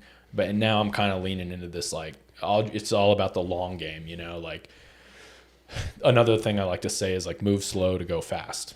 Like, like don't get crazy. And this in particular, jumping back to the Arizona trail race, that one it's a classic move slow to go fast. Like it's all about those tiny little decisions you make the whole time. Right. And so you get past the highway and then there's, let's see, remind me what like is between the highway and Kentucky camp. There's this nice hill. There's this false trailhead that's 5 miles away from Kentucky camp. Oh, okay. And that caught me off guard. There's these infographics about water and how they moved water for mining. Is that where that big pipe is in the middle of the trail? Yeah. I wanted to take a picture of that and be like, out here we don't have trees, so we put pipes on the trail. Right. Yeah. We don't have roots. Yeah. Yeah. Yeah, that whole I know that section you're talking about. Yeah. Yeah, that's all mining. That whole area is all like mining stuff. Yeah, and so did you sleep the first night at Kentucky camp? Yeah, I like rolled in there and I found the bathroom, used the bathroom. Then I just slept kind of close to it. I didn't want to sleep on the road because it looked like an established place. Like there's trash cans, there's a little visitor center. There's a few there's buildings there. I thought it was just going to be like there's a water spigot, there's the camp host. Choose a spot. Yeah, you can like rent those cabins. Yeah. Yeah. One time I was there was a wedding going on, or a wedding had just happened the night before. Wow. Did you get free food? No, but I met a guy that was he was a thru hiker. His name was Butterfly. That was his trail name. Mm-hmm. And he was like, had been on the Arizona Trail too many days. He was southbound, I think. Yeah. And he had crashed the wedding. And like gotten drinking and food and like partied with these people at Kentucky camp, right? That's sweet. And it was the following day, and I was doing an ITT on the Arizona Trail northbound, and so I kind of crossed paths with him, and he was like trying to sleep off his hangover, right? And I had just missed all the fun apparently, but yeah. So it's like it's like an event. They have events and stuff at that place. Yeah, at Kentucky camp. I ran into a few people, some thru hikers. I ran into Terrence, which I'm hoping he completes his thing because I took a photo with him. He's yo-yoing the AZT on foot. Whoa. He's trail running the AZT on foot and yo-yoing it. Like just a madman, I guess. So, wait, so he was heading southbound at that point? He was northbound right now. Okay. And I think he's yo-yoing back to the border, but I'm not sure. Yeah, I mean, I guess the snow will be melted by the time he hits Payson. It was intense. Like, he's putting in miles. I was waiting for him to catch me a few spots. Wow. He never did, or he passed me while I was doing something else. But yeah. So yeah, okay. So Kentucky camp. I slept on the porch there for like an hour last time when I was doing the 300. Okay. Dude, I got a giant splinter, like under my fingernail. Ouch. Like I would say a 1-inch splinter. When I slept on the porch. Because I was cramping so bad at that point because it was so hot that year. This was like 2 years ago. It was so hot that I was like nuked and just cramping, like horrible cramps. I had to lay down. So I got into the spigot and just chugged like as much water as I could. And then I laid down for like an hour. Yeah. Got this giant splinter. I couldn't get it out. Didn't have tweezers. And I didn't pull it out till Colossal Cave. I had to borrow somebody's toolkit to get the splinter on my finger. Ouch. So I had like this 1.5-inch splinter in my finger. Yeah, just aggravating me. So, but anyway, it looks like you stayed at Kentucky camp for like maybe like 10 hours or something. You had a good long sleep there. Stayed there for a while. Yeah. I didn't fill water in the night, which was a mistake because the water was frozen through in the morning. Oh man. So like, that's kind of the only reason I managed to see all those people was because we were congregating looking for the spigot that wasn't frozen over. Whew. So did you have bottles and a bladder, or what did you use for your water carrying? I had 2 bottles on my fork, 2 Nalgene, 48 ounces, and 1.5 liters. Both those were frozen? Yeah. They were pretty frozen through. I wanted to fill up on water. I probably, maybe could have just gone on my way through without filling up. But safe rather than sorry. Yeah. Filled up there, continued on my way. So what kind of sleeping bag did you have for that cold? Shout out to my Uncle Darren for Uncle Darren. unknowingly letting me use his sleeping bag. Yeah. My dad borrowed it from him and then gave it to me. Okay. I used a Western Mountaineering sleeping bag. Okay. Which, according to my dad, is like the best of the best of the best. Yeah. I don't know what it was rated to, but probably something super nice because I was really nice and cozy. You were warm when it was like freezing. Yeah. So it must be a 15 or 20 degree bag. Yeah. Andrew Strimke uses Western mountaineering bags. Okay. So cool. Yeah. And I mean, pretty much like, in my opinion, just look at what Andrew's doing. Look at what Kurt Ruffsnyder does. And if you can mix and match some hybrid of those, they're going to be, those two guys are vetting out, in my opinion, the best gear possible. Right. Mm-hmm. So yeah, I don't have a Western mountaineering, but I've heard, it's what it is, right? Western mountaineering. Yeah. Yeah. They're legit bags. Yeah. Legit. Like, Cool. It packs super small, super warm. Yeah. Did you do a pad, sleeping pad? I did do a sleeping pad. Yeah. I had the same setup for that as Pinyons and Pines, where it hangs off my seat bag. Oh, okay. Yeah. Got it. Mm-hmm. And a bivy or? No bivy. Just a tarp that would fold over, which could have been, will be improved on when I do it again. I see. Uh-huh. Yeah, so just like a ground tarp, you mean? That you could like Tyvek fold over. Just fold it over. Okay. Mm-hmm. Got it. Okay, so next morning you leave Kentucky camp. Everything's frozen.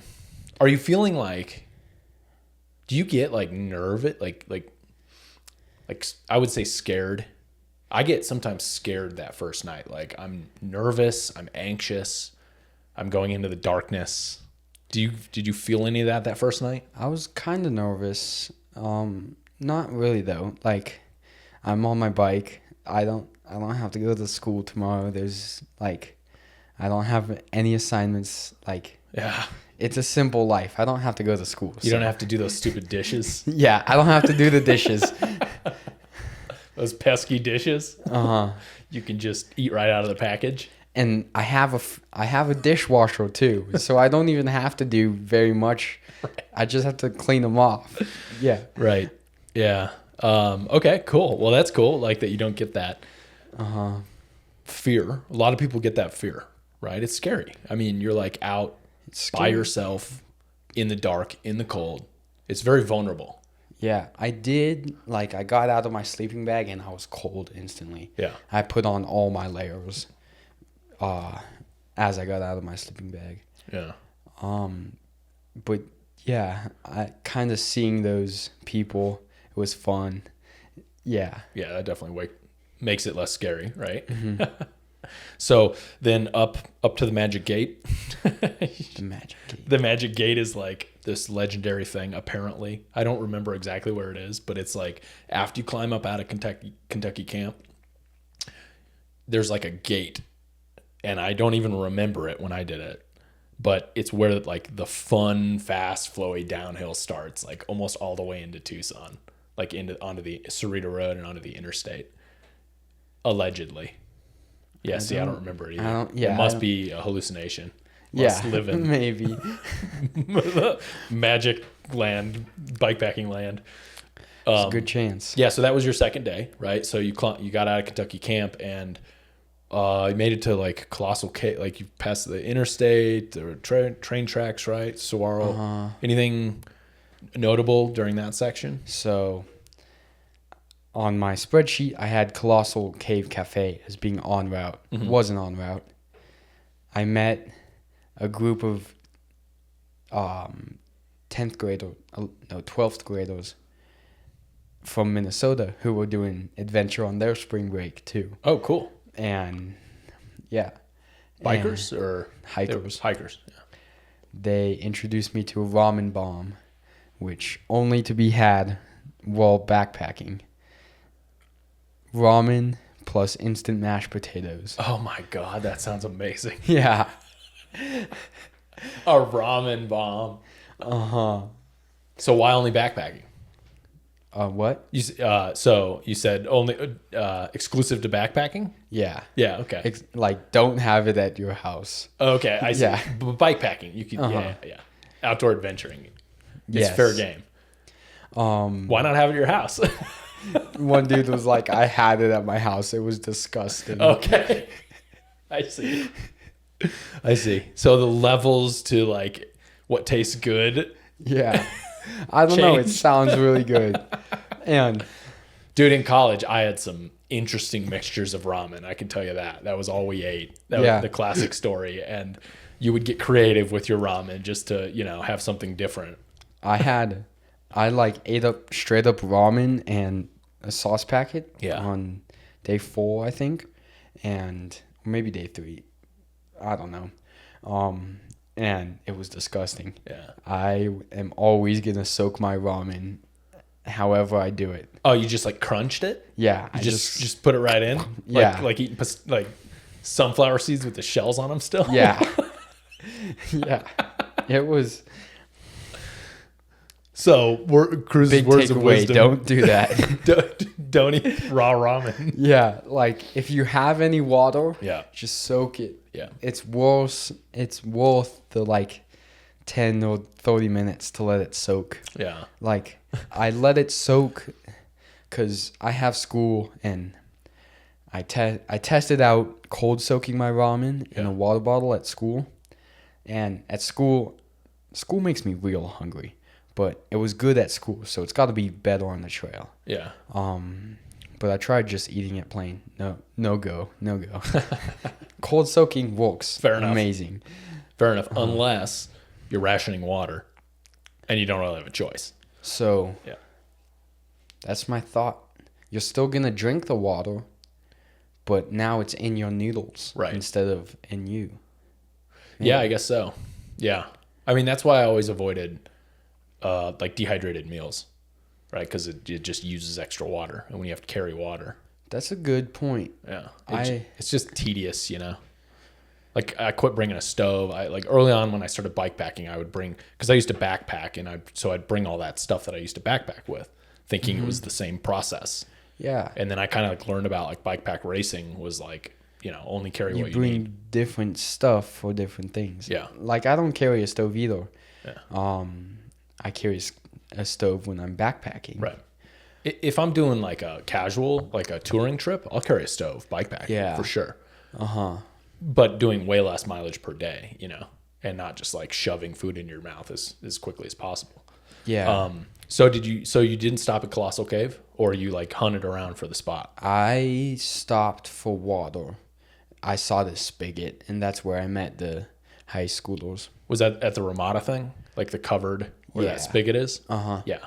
That's where I dug the splinter out of my finger. Was there with a guy named Eric Payne. Aaron Payne. Ryan Sigsby and Eric Payne. Shout out Eric. He like had tweezers in his toolkit. And I spent like 20 minutes digging this thing out because I was so like over having a splinter in my finger. Yeah. I was lucky it didn't end up in the sleeping pad, but I was so over it, dude. And Eric was like, come on, hurry up. I want to go. And I'm like, just 5 more minutes, man. 5 more minutes. I'm like digging this thing out of my finger. Ouch. Finally got it. So thanks, Eric, for that. If you're listening. And, but yeah, that's a good spigot. That was like, that's a clutch spigot. That whole section going into Colossal Cave is really cool, I think. Pistol Hill, I think is what it's called. Yeah. Where you have like those big, like almost like castle type houses up on the hill. Uh-huh. Did you see those? I thought those were Colossal Cave. Okay. And then I realized it wasn't. Dude, those are some old houses. They're pretty epic. Yeah, they got spirals and everything. It's really cool. Yeah, it's epic. So then you made it into town, and did you stop at the world famous Rocking K Market? I stopped, 2 things. Before town, I couldn't find a trail, and I spent like 40 minutes looking for there's like three of my tracker points I've spent right in the same area looking for a trail. And eventually I realized if I back up and go around, then, because I don't think the trail exists anymore. It's the Lincoln View Trail. Oh. And I backed up. I took a little road. It was a detour, but I think it was okay because I spent 40 like an hour looking for the trail. Yeah. So yeah. Yeah. Well, they rerouted that bit. It used to go up through Saguaro National Park, and then Saguaro National Park said, "Nah, we can't have you guys in here." It was like a permitting thing. So that's why. Okay. So now it cuts up. That happened 2 years ago, I think, was when that first went into place. That was the year I did the 300. And yeah, and I know like Lee kind of on her 800 attempt, she missed that. She was having technical problems. Yeah, Lee's a beast. Yeah. A beast. Oh yeah. But yeah, she got kind of mixed up in that area too. So yeah. Other notable things. Yeah. I saw my Grandpa John and Grandpa John's friend, which his name's Tim. He pioneered the Arizona Trail with John Schilling and hiked it like in 08 or 06 or something. So cool. Yeah, it was cool to see him. I think he does the shuttles too. Okay. And I think he met Lee and Rich on the trail. Okay. So yeah, it was cool to see you. Nice. Yeah. Dude, that's awesome. Tim, what's his last name? I think I know who you're talking about. I have no idea. Okay. Okay. But yeah, I stopped at Rocking K. I got 3 ice cream bars. Yeah. Delicious. I didn't finish my last one. I didn't want to pack it, and so I gave it to some kid. Mm-hmm. I hope I made their day. Yeah, I'm sure you did. Rocking K is like a cowboy bar. Yeah. I mean, you were there in the evening, yeah? Were there some raucous cowboys in there? There were just these people that had the decked out RV, or not the decked out RV, decked out Razor. Had like massive horns on the top. In fact, I stopped at Rocking K, and then I was like, I don't think I'm going to eat here. So I continue on, and then I stop at this place that had birria soup, which was delicious. Yeah. And I charged my things there, and that RV or that Razor came by and honked its horn. Oh, that's cool. It like scared everybody there. They were like, "What?" What? Do you remember the name of the spot? I didn't know there was another spot en route other than Rocking K. It was like a Mexican restaurant? Yeah. It was like a restaurant. It had Mexican food. I've always wanted to try like true birria tacos. Yeah. That's like on my bucket list of things to do. They had birria soup. That stuff was delicious. Yeah. I like sat down and ate a meal there. And yeah.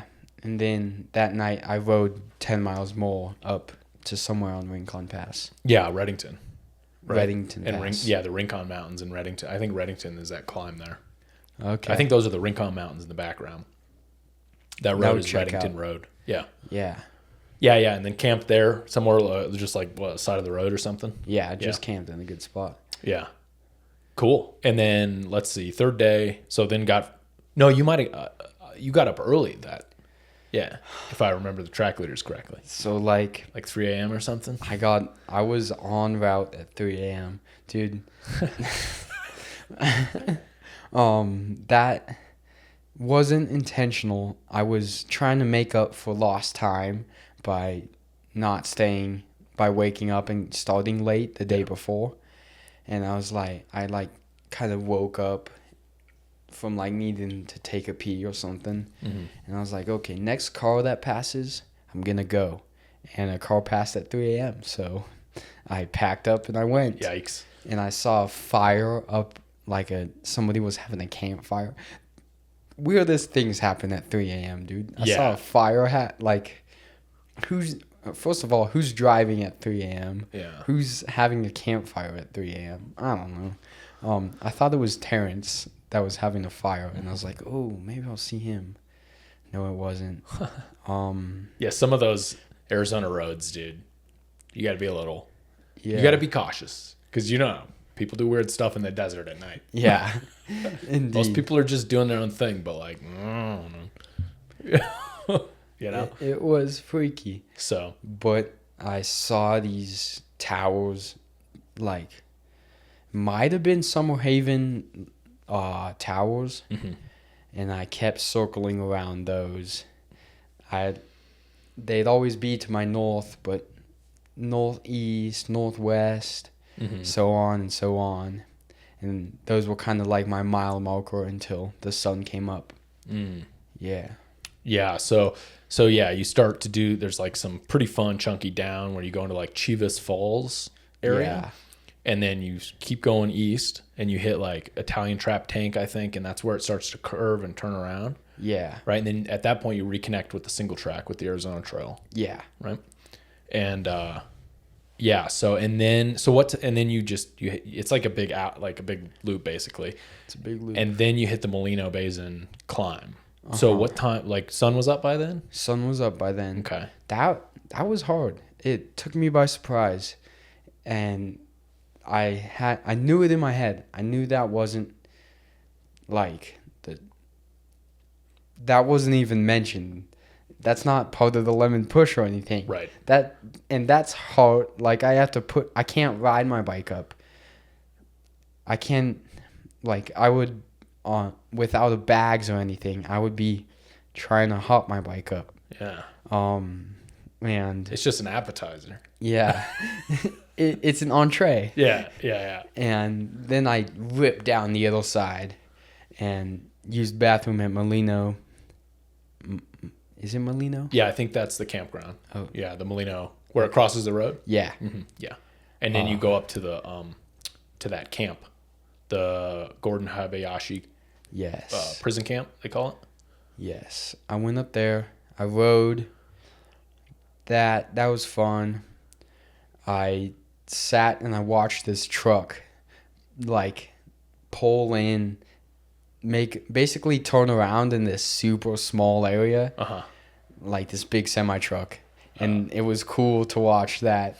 It was entertaining. Watch him struggle. Yeah. Or her. Oh man. And then I started the lemon push. Yeah. That's hard. Everybody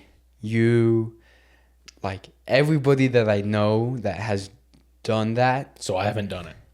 or attempted I've it, just talked to people about it. like Just want to be clear. made so many levels up, and like Lee's up here in my book. Yeah. And my book ends like right here. And now my book ends up there. Yeah. Totally. Yeah. And like for the parts that I could ride, I couldn't imagine doing it on a single speed. Yeah. So it took you 8 hours. Did it? I think so. I checked you on track leaders. Okay. Because we're pretty close as far as speed. I learned that on the BFL, and so I'm because I'm planning on doing the 800 in October, and I'm benchmarking against your times on everything. Or I was, right? So I was actually I actually tracked yours and made notes for my own. But yeah, so it took you 8 hours. I think you started at like 9:30 or 10:30 in the morning. Maybe. And then you finished up at like 5:30. Maybe 6 or 7. It was dark Okay. when I finished. Okay. Yeah, it was hard. Did it feel like it took longer or shorter? It took longer. Okay. I have a photo of me, like, I thought I was done, and it's like me next to my bike, and somebody took it for me, and I was like, oh, I'm done. Little did I know I had like 8 hours left of pushing my bike. Like, Lee said there was going to be shelves where I was going to put my bike up and walk around. I never really encountered that. I did encounter steps where it's like you push your bike up these 2 massive steps, and then there's a pebble that your front tire hits, and then it like rolls back, and you're like, Oh, dude. I know exactly what you're talking about. Yeah. That's the worst. Were you, did you find that your 2 heavy water bottles on your fork made it more difficult? I did not notice that. Okay. I appreciated having those. I know it wasn't the most balanced bike. Yeah. But I appreciated having those. For round 2, I would balance my bike out a little better. I did notice I did have a stick. Just one of those things where any little things, like, so hard. Just a stick hit the side of my water bottle. And had I not had those cages on, it would have gone up just fine. But it just, like... I see. Right. Again. Just a little bit of more resistance. Uh-huh. I'm glad I, like, picked my poison. Kind of picked my poison. John picked my poison for me of the trail over the road. Yeah. Which I appreciate. For the short sections I was on the road, I was terrified. Yeah. Like on the trail I can suffer, Mm-hmm. but and I can be tired and hungry, but on the road, it's not me who's gonna cause me problems. It's the next driver who's gonna cause me problems. Like, Totally. out there, I'm responsible for myself. If I'm not smart, it's me. If I'm smart, it's me. But out there, I can be smart and I can still get injured. Yeah. But seeing the road right there and just knowing it was right there as I go was kind of scary. Yeah. Well, scary, and also I could be making, for every step I make here, I could be going like 30 feet on the road. Yeah, dude. Uh-huh. Yeah, for sure. So any tips on that, on the lemon push that you would like give to me, for example?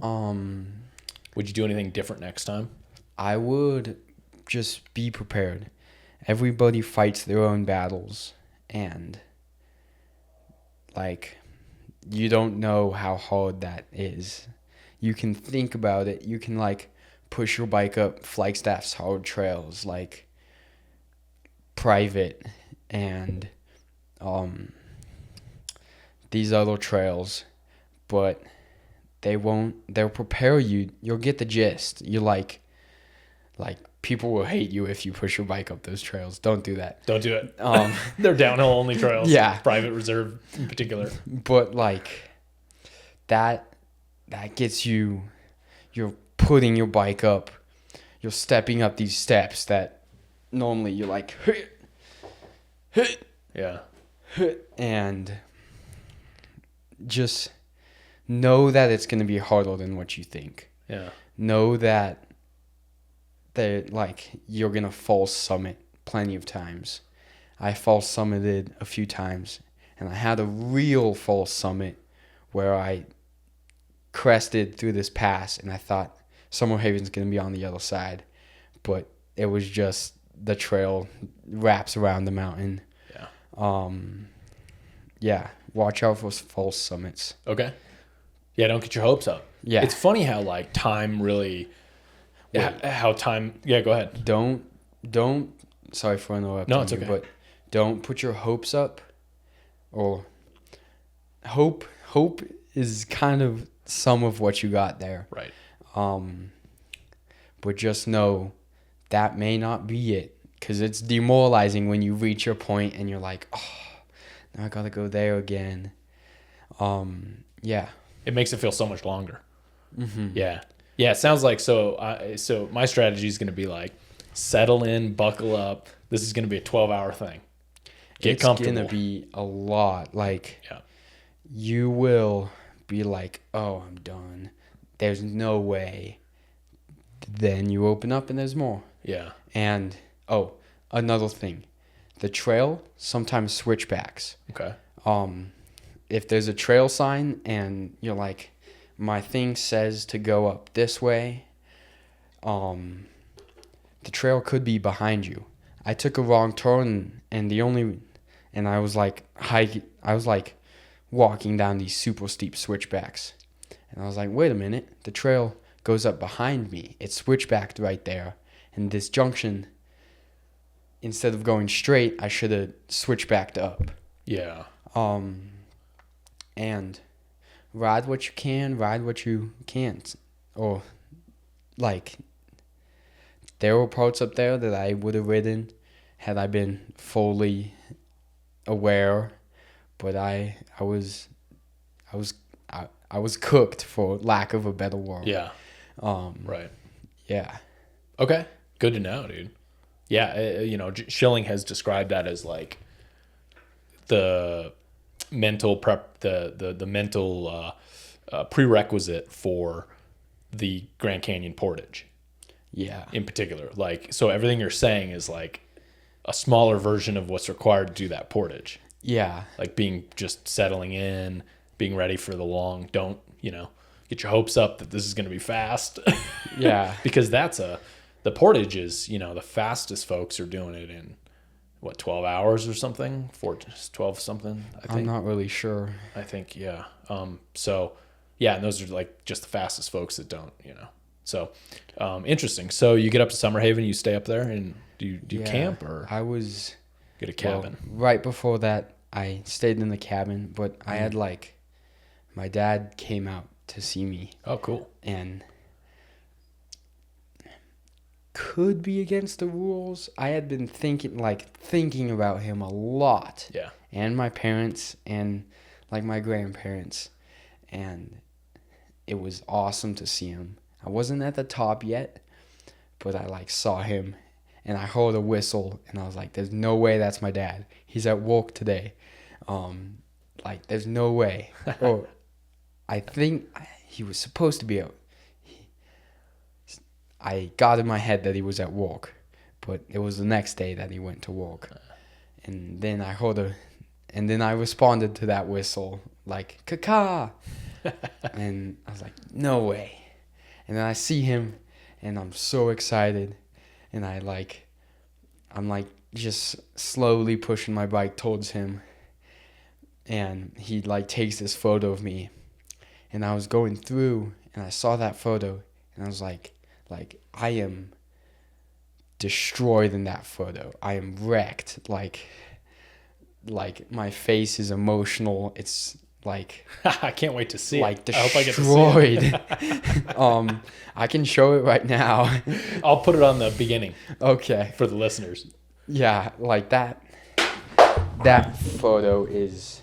Do we need to clean that up real fast? Yeah. We'll be right back. Sorry, folks. And we're back. We're back. So, yeah, you were saying there's a photo of you that your face is pretty tragic. Yeah, my dad was like, "You might regret." He didn't tell me he took the photo until after. He's like, "You might regret that photo, but I had to take it to show you what the suffering was." That was some rough action. Maybe I'll use it as a thumbnail photo. Maybe. For this podcast. Yeah. But so I went down. My dad was like, "This corner is going to be tough." Mm-hmm. I was like, "We'll see if it compares to anything that I've done." And it compared, but it was pretty much just like the regular trail. And so I saw my dad. It was awesome. And then I continued on my way, ripped down this fire road, blew past an intersection. Yeah. It was snowy, and then I got to the bottom, and I checked my GPS, and my GPS was off course, and I didn't see my dad's truck, which was kind of funky because I was like, huh. So I turned back up, and I rode back up to where I missed the course. Luckily, somebody had hiked there, and somebody else had ridden their bike, so I didn't have to find the course. Yeah. So I rode that, ripped down that real fast, got to the highway again, rode down to the trail. And the trail was snow covered, packed down, but snow covered. Rode on that for a little bit. Then the course popped off somewhere, and I couldn't find the course. I looked around, tried to find the course, tried to find somewhere that was snow packed or walked, couldn't find it. Then saw a car go by, and I hiked my bike up to the road. And then I was like, hey, John Schilling, this road I can't do it.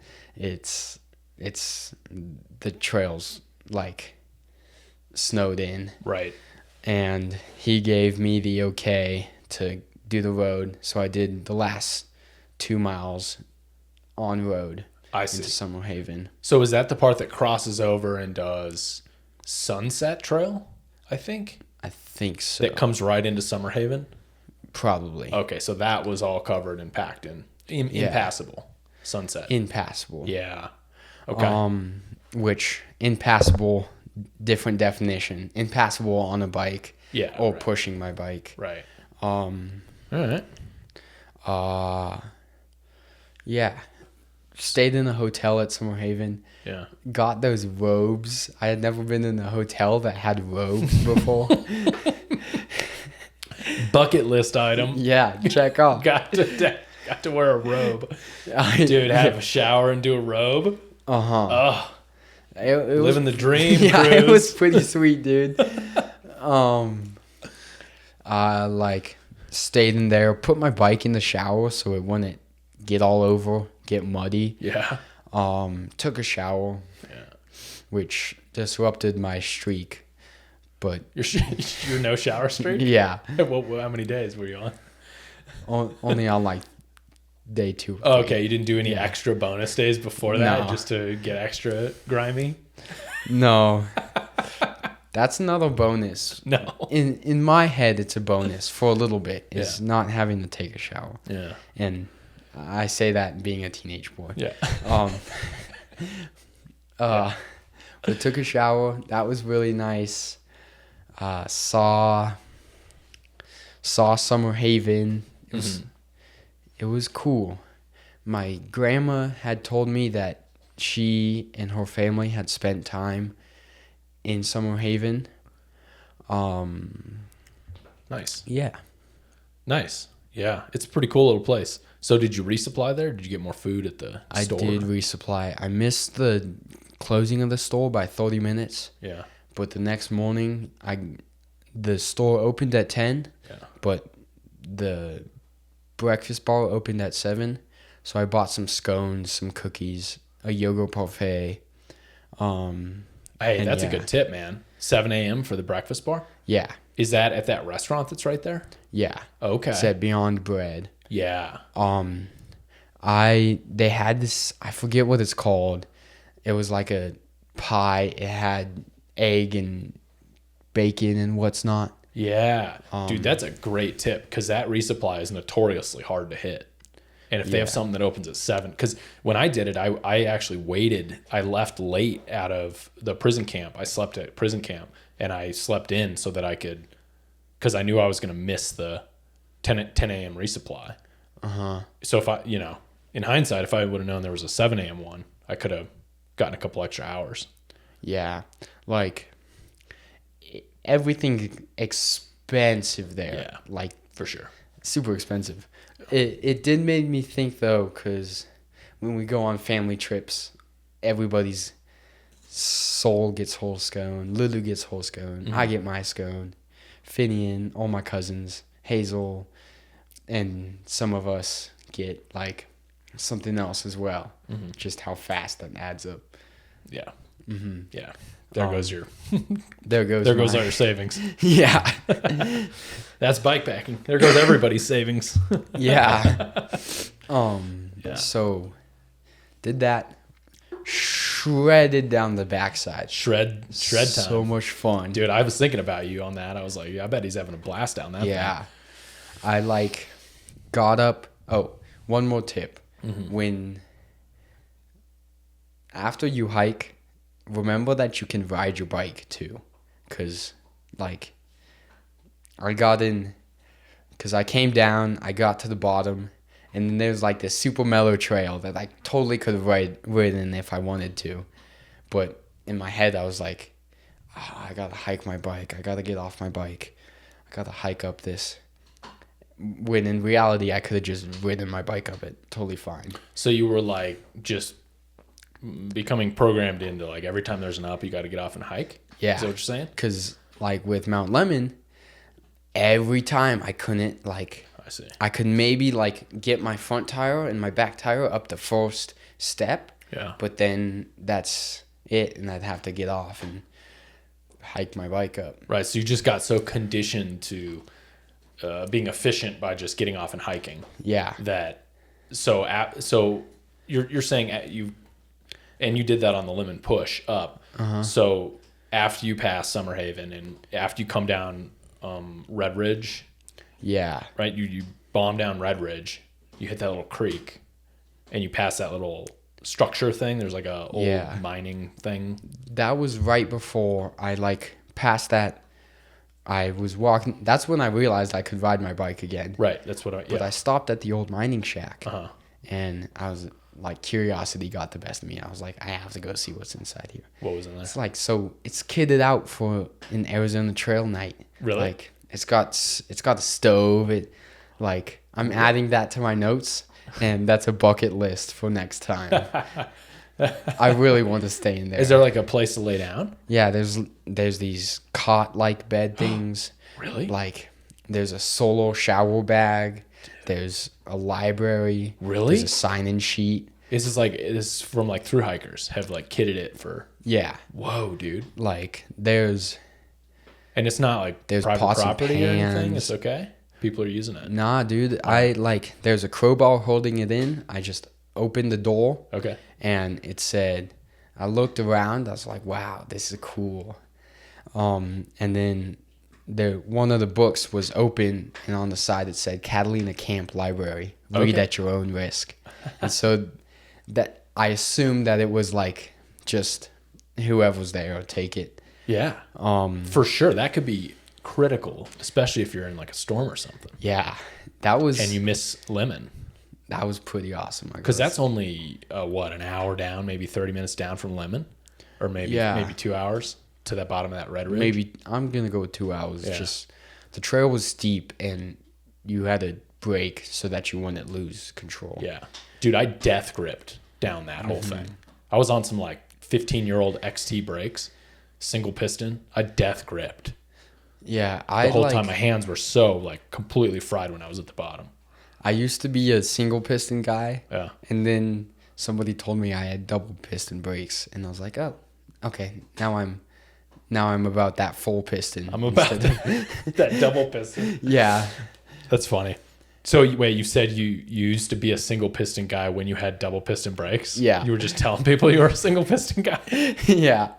But I didn't know I had double piston brakes. And everybody was like, how's Cruz so good on those single piston brakes? I don't know. It's hilarious. So yeah, Red Ridge hits the mining camp. That's clutch, dude. That's like pro tip of the week right there. That like there's a place to lay down in there or whatever. And then you hike back up to Oracle Ridge, right? Yeah. And then you realize you can ride your bike again. Yeah, so I realized I can ride my bike. I start riding my bike. Gets overgrown. Some super steep fire roads. Mm-hmm. I saw this Arizona Single Speedos sticker, and it was like, whoa, that's cool. Yeah. It said ass, and then it had a donkey. Oh yeah, I know the one. Yeah. Yeah, I've seen that all over Arizona. Yeah. And I saw an Arizona Endurance Series sticker as well. Yep. And it was overgrown. It was fun. Mm-hmm. And then I got to ride down some drops instead of hike my bike up them. So that was awesome. Yeah. Did you hit Hijinks Ranch? Did you go into Hijinks Ranch? So that would be before Oracle. It's like I would say most of the way down when you're starting to almost get to Oracle. I think so. There's a right, and it's a water. It's kind of a critical water stop in the fall when it's I hot. saw that. Yeah. I didn't stop there. Okay. I saw some horses, and it was like, I'm so glad I ran into them instead of any other group of horses, because they were like, we stopped. We saw you were like on a mission. We didn't want to surprise you and make you fall off your bike. Oh wow. And Usually it's the other way around. yeah. Right? Like you don't want to surprise the horses. And eventually I saw them and I stopped. They're like, you don't have to do anything. Just stay right where you are and we'll go by. Cool. So it was like a sweet encounter for me. Yeah. Oracle Ridge was cool. I saw Dawn and Linda, and they're like, I'm actually not sure how they're related to me. I think they're my grandma's brother or sister. Yeah. Hey, Ginger. That's so funny. But Dawn's got like crazy cool stories all the time. Okay. And I was like, maybe I'll have a story to rival yours now. And my dad was like, that's cool. That's like respecting your elders. And it's even cooler that you meant it too. Yeah. Yeah. Like, he's got some cool stories. Yeah. Uh-huh. Tell him to come on the podcast. Maybe. Come on, Dan. Yeah. Dan. Dawn. Come on, Don. Right on. So you skipped Oracle, Skipped right? You didn't go into town. Didn't go into town. You doing okay on food at this point? I'm and water? doing okay on food. I got like 3 scones, 1.5 cookies. That's kind of my goal. Like, I got some ramen. I got instant oatmeal. I got some beef jerky still. Mm-hmm. Yeah. Like, I got a lot of stuff. Mm-hmm. I'm good on water. I keep on going. I go all the way to Freeman Road. Right. That's, the water collector, right? At Freeman? Yeah. Thereabouts? Thereabouts.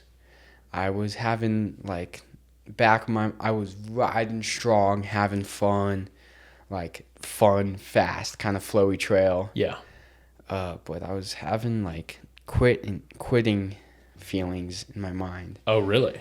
Okay. And I ran into this hiker, and he was like, well, what would you be doing if not? I'd be like, I'd probably be sitting at home being sad that I quit. And yeah, which, granted, I've been skiing, so yeah, you would have been skiing. Yeah. But to linger on this a little bit longer, the feelings of quitting. So was that just because you were tired, or because you were tired of doing what you were doing, or you're hungry, or like what was that? I don't know. Like Mount Lemon, I was out of my mind tired. Like, that would have been the place to have an excuse. But I didn't, to be honest, it was almost like a gut feeling. Mm-hmm. I didn't have a good reason. I was riding, I had plenty of water, plenty of food, like, the weather was nice. And then talked to him. I made it to Freeman Road. My grandpa was there because my dad was worried about rain. Mm-hmm. So that if I could choose to sleep outside and then come in if it like started raining and pouring to save my stuff, it would count me out of the race, but I'd still be able to continue on my adventure. Right. I saw the water collector thing. That thing was pretty cool. Yeah. Dude, that thing saved me on I was out of water there. Wow. On AZT. Because I did it, it was like, I don't know, extraordinarily hot. And I was going through water. I drink like, I don't know, significantly more water than you do. Uh-huh. And I think more than most people. But that thing saved my skin, dude. But it's so cool, yeah. Those things are cool. And I think they have water mostly year round. Yeah. It looked like it had a lot of water. Mm-hmm. Granted, I can't see inside of it or anything, but you used your echolocation. Yeah. You just like tap on the side. Listen for the reverberations. Yeah. Yeah. So did the rain hit at that point, or the rain did not hit? Okay. I was like, having doubts. I was like, what should I do? Should I just keep it packed up, call it quits on the race, but still have an adventure and stay inside? Should I just like make a little camp and try and stay next to the water thing? Because right now I have a pull out. Like, before I didn't have a pull out. Right. I would have to ride on Freeman or ride forward or backward to do something. Right. And eventually I was like, you know what? I'm going to go inside the RV, and it ended up raining a ton. Like, all my stuff would have gotten soaked had I camped outside. Yeah. Like all the way through soaked, not kind of soaked. Right. The RV was like whoosh, whoosh, whoosh, whoosh. And so I pulled the plug on the race there At Freeman. This was at Freeman. Okay.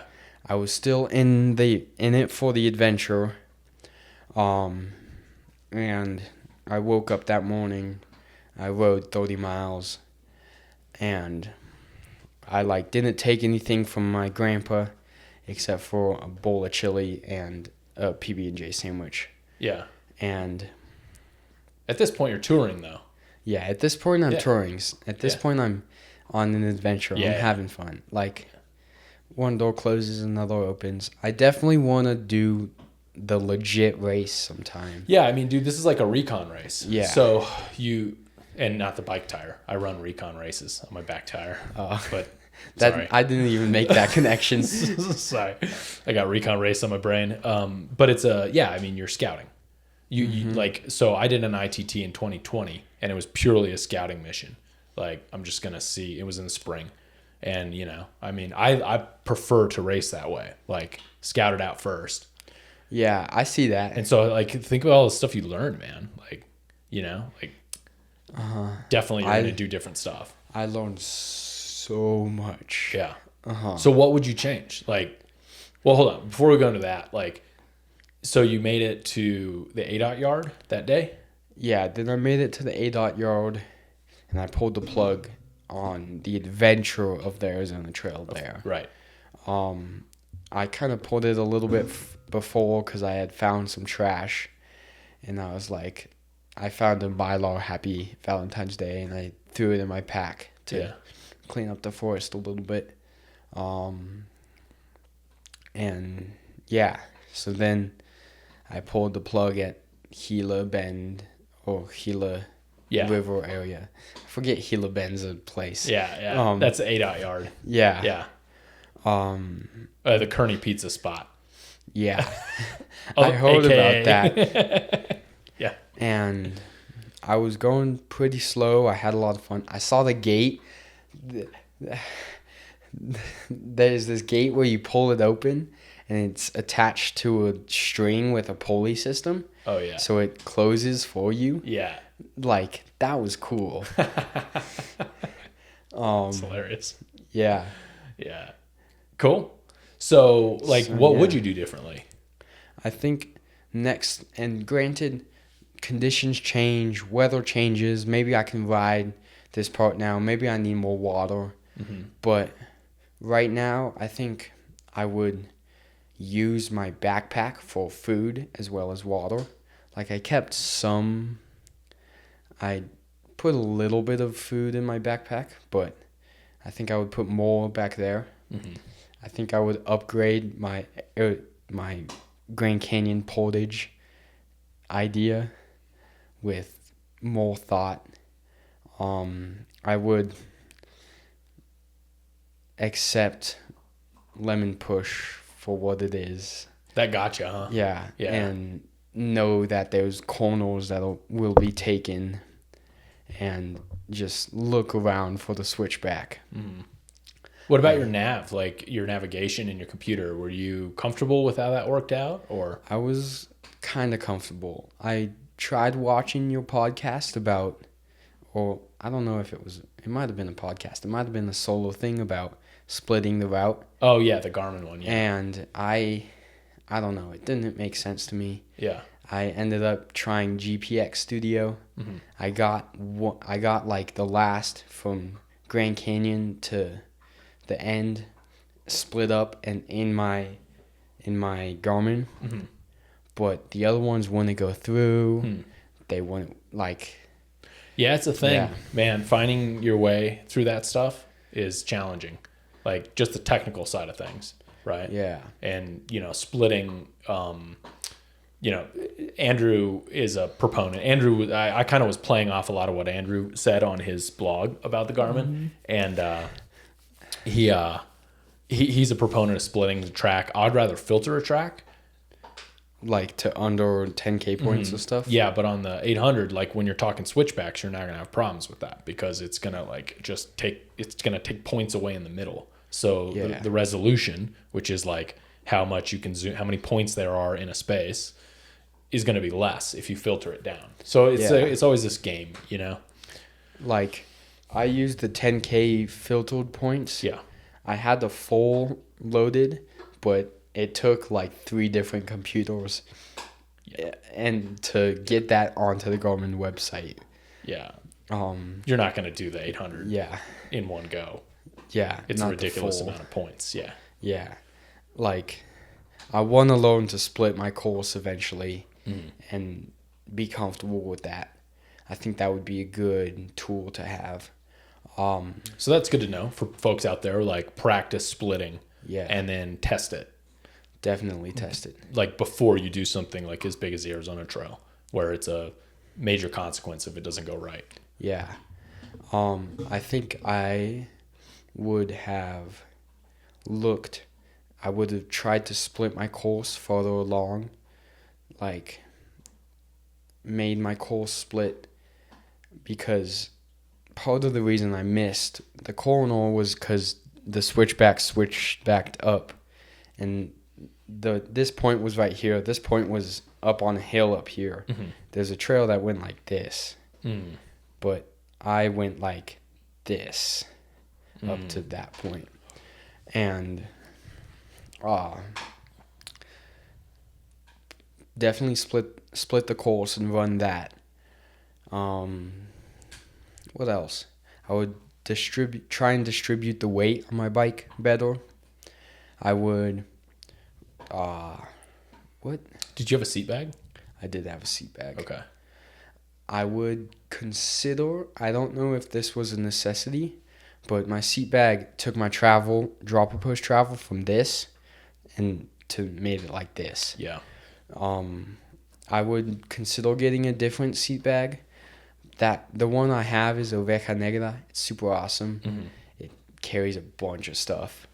It just doesn't allow for much travel, which is fine. Like I rode a bike before dropper post. I can try and do it again. Yeah, dude, but doing Red Ridge without a dropper post is sketchy. It's kind of what scares you more is the fact that I can't get behind my seat because I have a seat bag. Right. Yeah. Oof. Yeah, maybe something like the Rogue Panda Ripley. I don't know how much that stores, or if I could get away with doing my bag on the side like I do right now. Yeah. So Dispersed is Andrew's got something coming out. I don't know when he's gonna release it. I got a prototype on it. Ooh, okay. Yeah. And it's cool. It kind of solves the problem of it's a smaller seat bag. It's not very big, but it'll carry enough for my needs. And it solves the problem of having, so it doesn't attach to the seat post. And so it only attaches to the seat rails, and it holds like rock solid. He's figured out a really, really, really cool engineering system. Engineering design. Okay. That allows it to really stay tight up under that seat, but also stay off and not attach, and you get full. So I'll basically get full use of my dropper, and I have a cross country bike, full suspension bike. So that bike right there. Yeah. So it actually like gives enough clearance here to you can still get full travel. I've only had it rub like once or twice on like really big drops. So I think that, that's a very interesting problem. And I think Andrew's like right on he's such, like in my mind, Andrew's an innovator of pushing things forward like that. Like he does really cool design. I know that like Nick from Rogue Panda is innovating. Same. A lot. Yep. He just, they just released prototypes on prototypes on prototypes. Totally, dude. Yeah. He just released a what do they call the fanny pack type thing? They're not called fanny packs, so the waist packs. Yeah. With a new like webbing mesh system. I heard about that. Mm-hmm. I haven't seen it yet, but yeah. I just got the email like 2 days ago about it. Yeah, they released it. I'm sure they're pitching it for the Sedona Mountain Bike Festival, which is happening like right now, I think. Ooh. So cool. Yeah, they probably wanted to push it out for that. But anyway, cool. Yeah, so maybe change your bags up a little bit, or at least change like the weight distribution. Yes. Yeah. Probably use my frame bag for some more heavy stuff. Mm-hmm. And I had food in there right now. I would keep most of the food where it was, but I would also try and fit some heavy stuff. I don't know what heavy stuff I would put there. But Yeah. I felt like my front was really heavy. Mm-hmm. Yeah, water. I mean, you could figure water in there. The other idea would be trying to put water on the back, get a rack, and get one of those tail fin racks where it holds the bag up, kind of like Justina's had. Because I couldn't weight bear, it would hold it up. I could use on my seat. Yeah. Yeah, dude. Personal preference, I can't do a tail fin on the Arizona Trail Race, or I can't do a something on the rear. Like I'm concerned about it just breaking. I mean, dude, that trail is so brutal, like having something attached back there. But I think the tail fin is pretty proven on it. Yeah. So.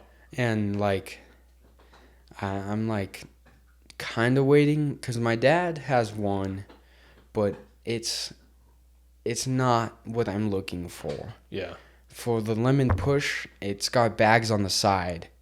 Having bags up front instead of on the back is nice. Like panniers on the back would be super hard because you'd have to hold your bike farther out. Totally. Yeah. Really, it's that top mounted bag. So Yeah. instead of a front roll, you take it and you turn it sideways and put it on the top of that tail fin. Yeah. That's what all the dudes on the Tour Divide are doing, because of the wind resistance. It's so much more aerodynamic for something like that. But tail fin racks are like $400 for the carbon racks. Yeah, that's why I haven't gotten one. I got to borrow one from a friend. I think we need to borrow more stuff from friends. Yeah. Friends are awesome, dude. Yeah. We need to support each other in that way. I know. I remember being in the shop and somebody had like that, and somebody's in the shop like, dude, this rack costs almost as much as the bike. Totally. Yeah. Yeah. Dude. Well, I got a bucket full of bikepacking gear in that closet right there. So yeah. We'll go through it after we're done here. If you want to borrow any of that stuff ever, dude, you're more than welcome to.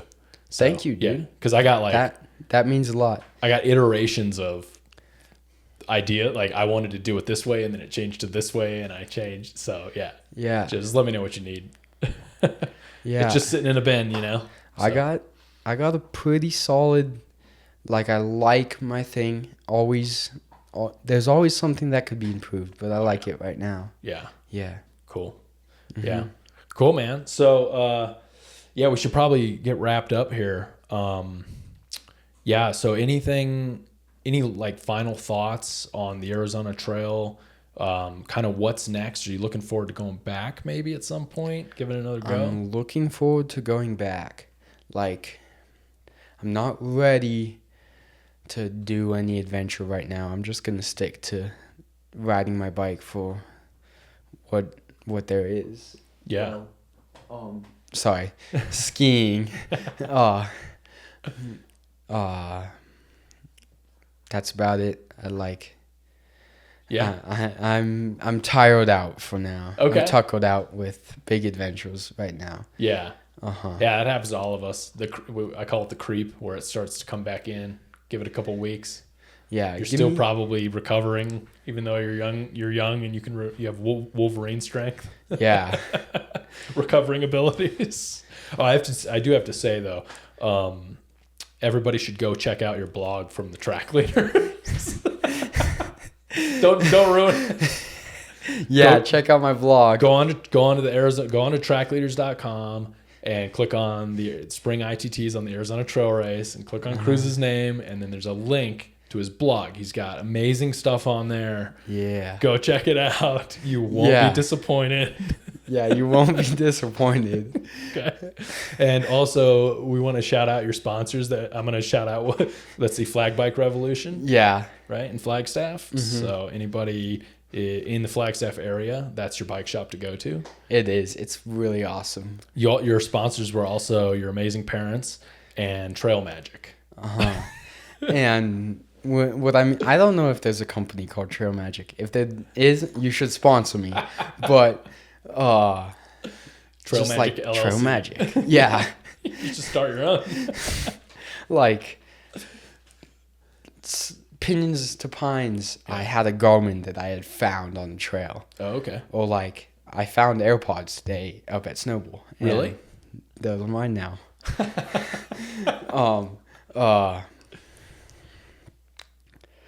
Like Trail Magic has helped me a lot. Dude. It always comes in when I need it. Yeah. Like calling my dad in when I really needed him. Yeah. Dude, yeah, we've had I've had countless Trail Magic things that people and sodas and gummy bears, Yeah. etc., that other folks within the rules have helped. Yeah. Just experiences. I mean, you could extend it even further if you want to get like philosophical about it or whatever. It's like just the experiences that we have, like with each other, getting to know, Indeed. like you, throughout this process, and all the network of bikepacking people, like the great people, many of the names that we've name dropped today. Yeah, All like these people that have influenced me and, maybe influenced you. yeah, there are so many people that have influenced me. Yeah. Maybe that'll be your nickname, Trail Magic. That'll be your trail name. Maybe. Cruz, your fight name, Cruz Trail Magic Blue. I see that. There's potential. Oh, that's great, man. Cool. Well, yeah, I mean, I hope you recover quickly from your adventure. And yeah, man, it's been a really good time riding with you, like on the BFL and the endurance series. And Yeah, dude. so I love riding my bike. It's better when people come along. Like I enjoy riding with you as well. yeah. Yeah, we're gonna have to go do an adventure sometime, and man, you've towed me along many a time, so I just am so happy to see you in this bikepacking community. I have one more thing. Yeah. I had some squirrel's nut butter, Uh-huh. and that was like sweet. I ended up my lips were super chopped, which bikepackers love using things for anything except for what they're supposed to be used for. So I used it on my lips, and it was nice. That's awesome. Yeah, I mean, you can use squirrels on anything. It's a skin salve, so like you can use it anywhere. Any skin, basically. Yeah. Toes to top of your head. Nothing's off limits for that, but you could probably eat it if you. And I'm not suggesting this to anyone on the internet, but if you got desperate enough, I don't know. It might be. It's just wax, right, and like all natural ingredients. So. I was looking at it, looking at the ramen. ingredients, making sure there was nothing that I didn't want to put. Yeah. It'll work on your lips, your eyes, whatever. Yeah. Just there's the peppermint. You got to watch out for the peppermint, depending on what body part you put the peppermint on. So, yeah, nothing too sensitive. So, yeah. Well, Cruz, man, it's been such a pleasure to see you, to get to know you more over the last few years. Yeah. And to see you start to really make an impact on the bikepacking community. And I'm just so excited to see your progression and where you're going to go and what the future holds for you, man. The future holds adventure. Yeah. Yeah. Cool, man. I'm excited. Thank you. Thanks a lot for having me. Yeah. Thanks for coming on. And yeah, we'll keep tracking you on your next adventure. All right. Yeah. All right, man. Cheers. Cheers. Thanks, Cruz. You as well.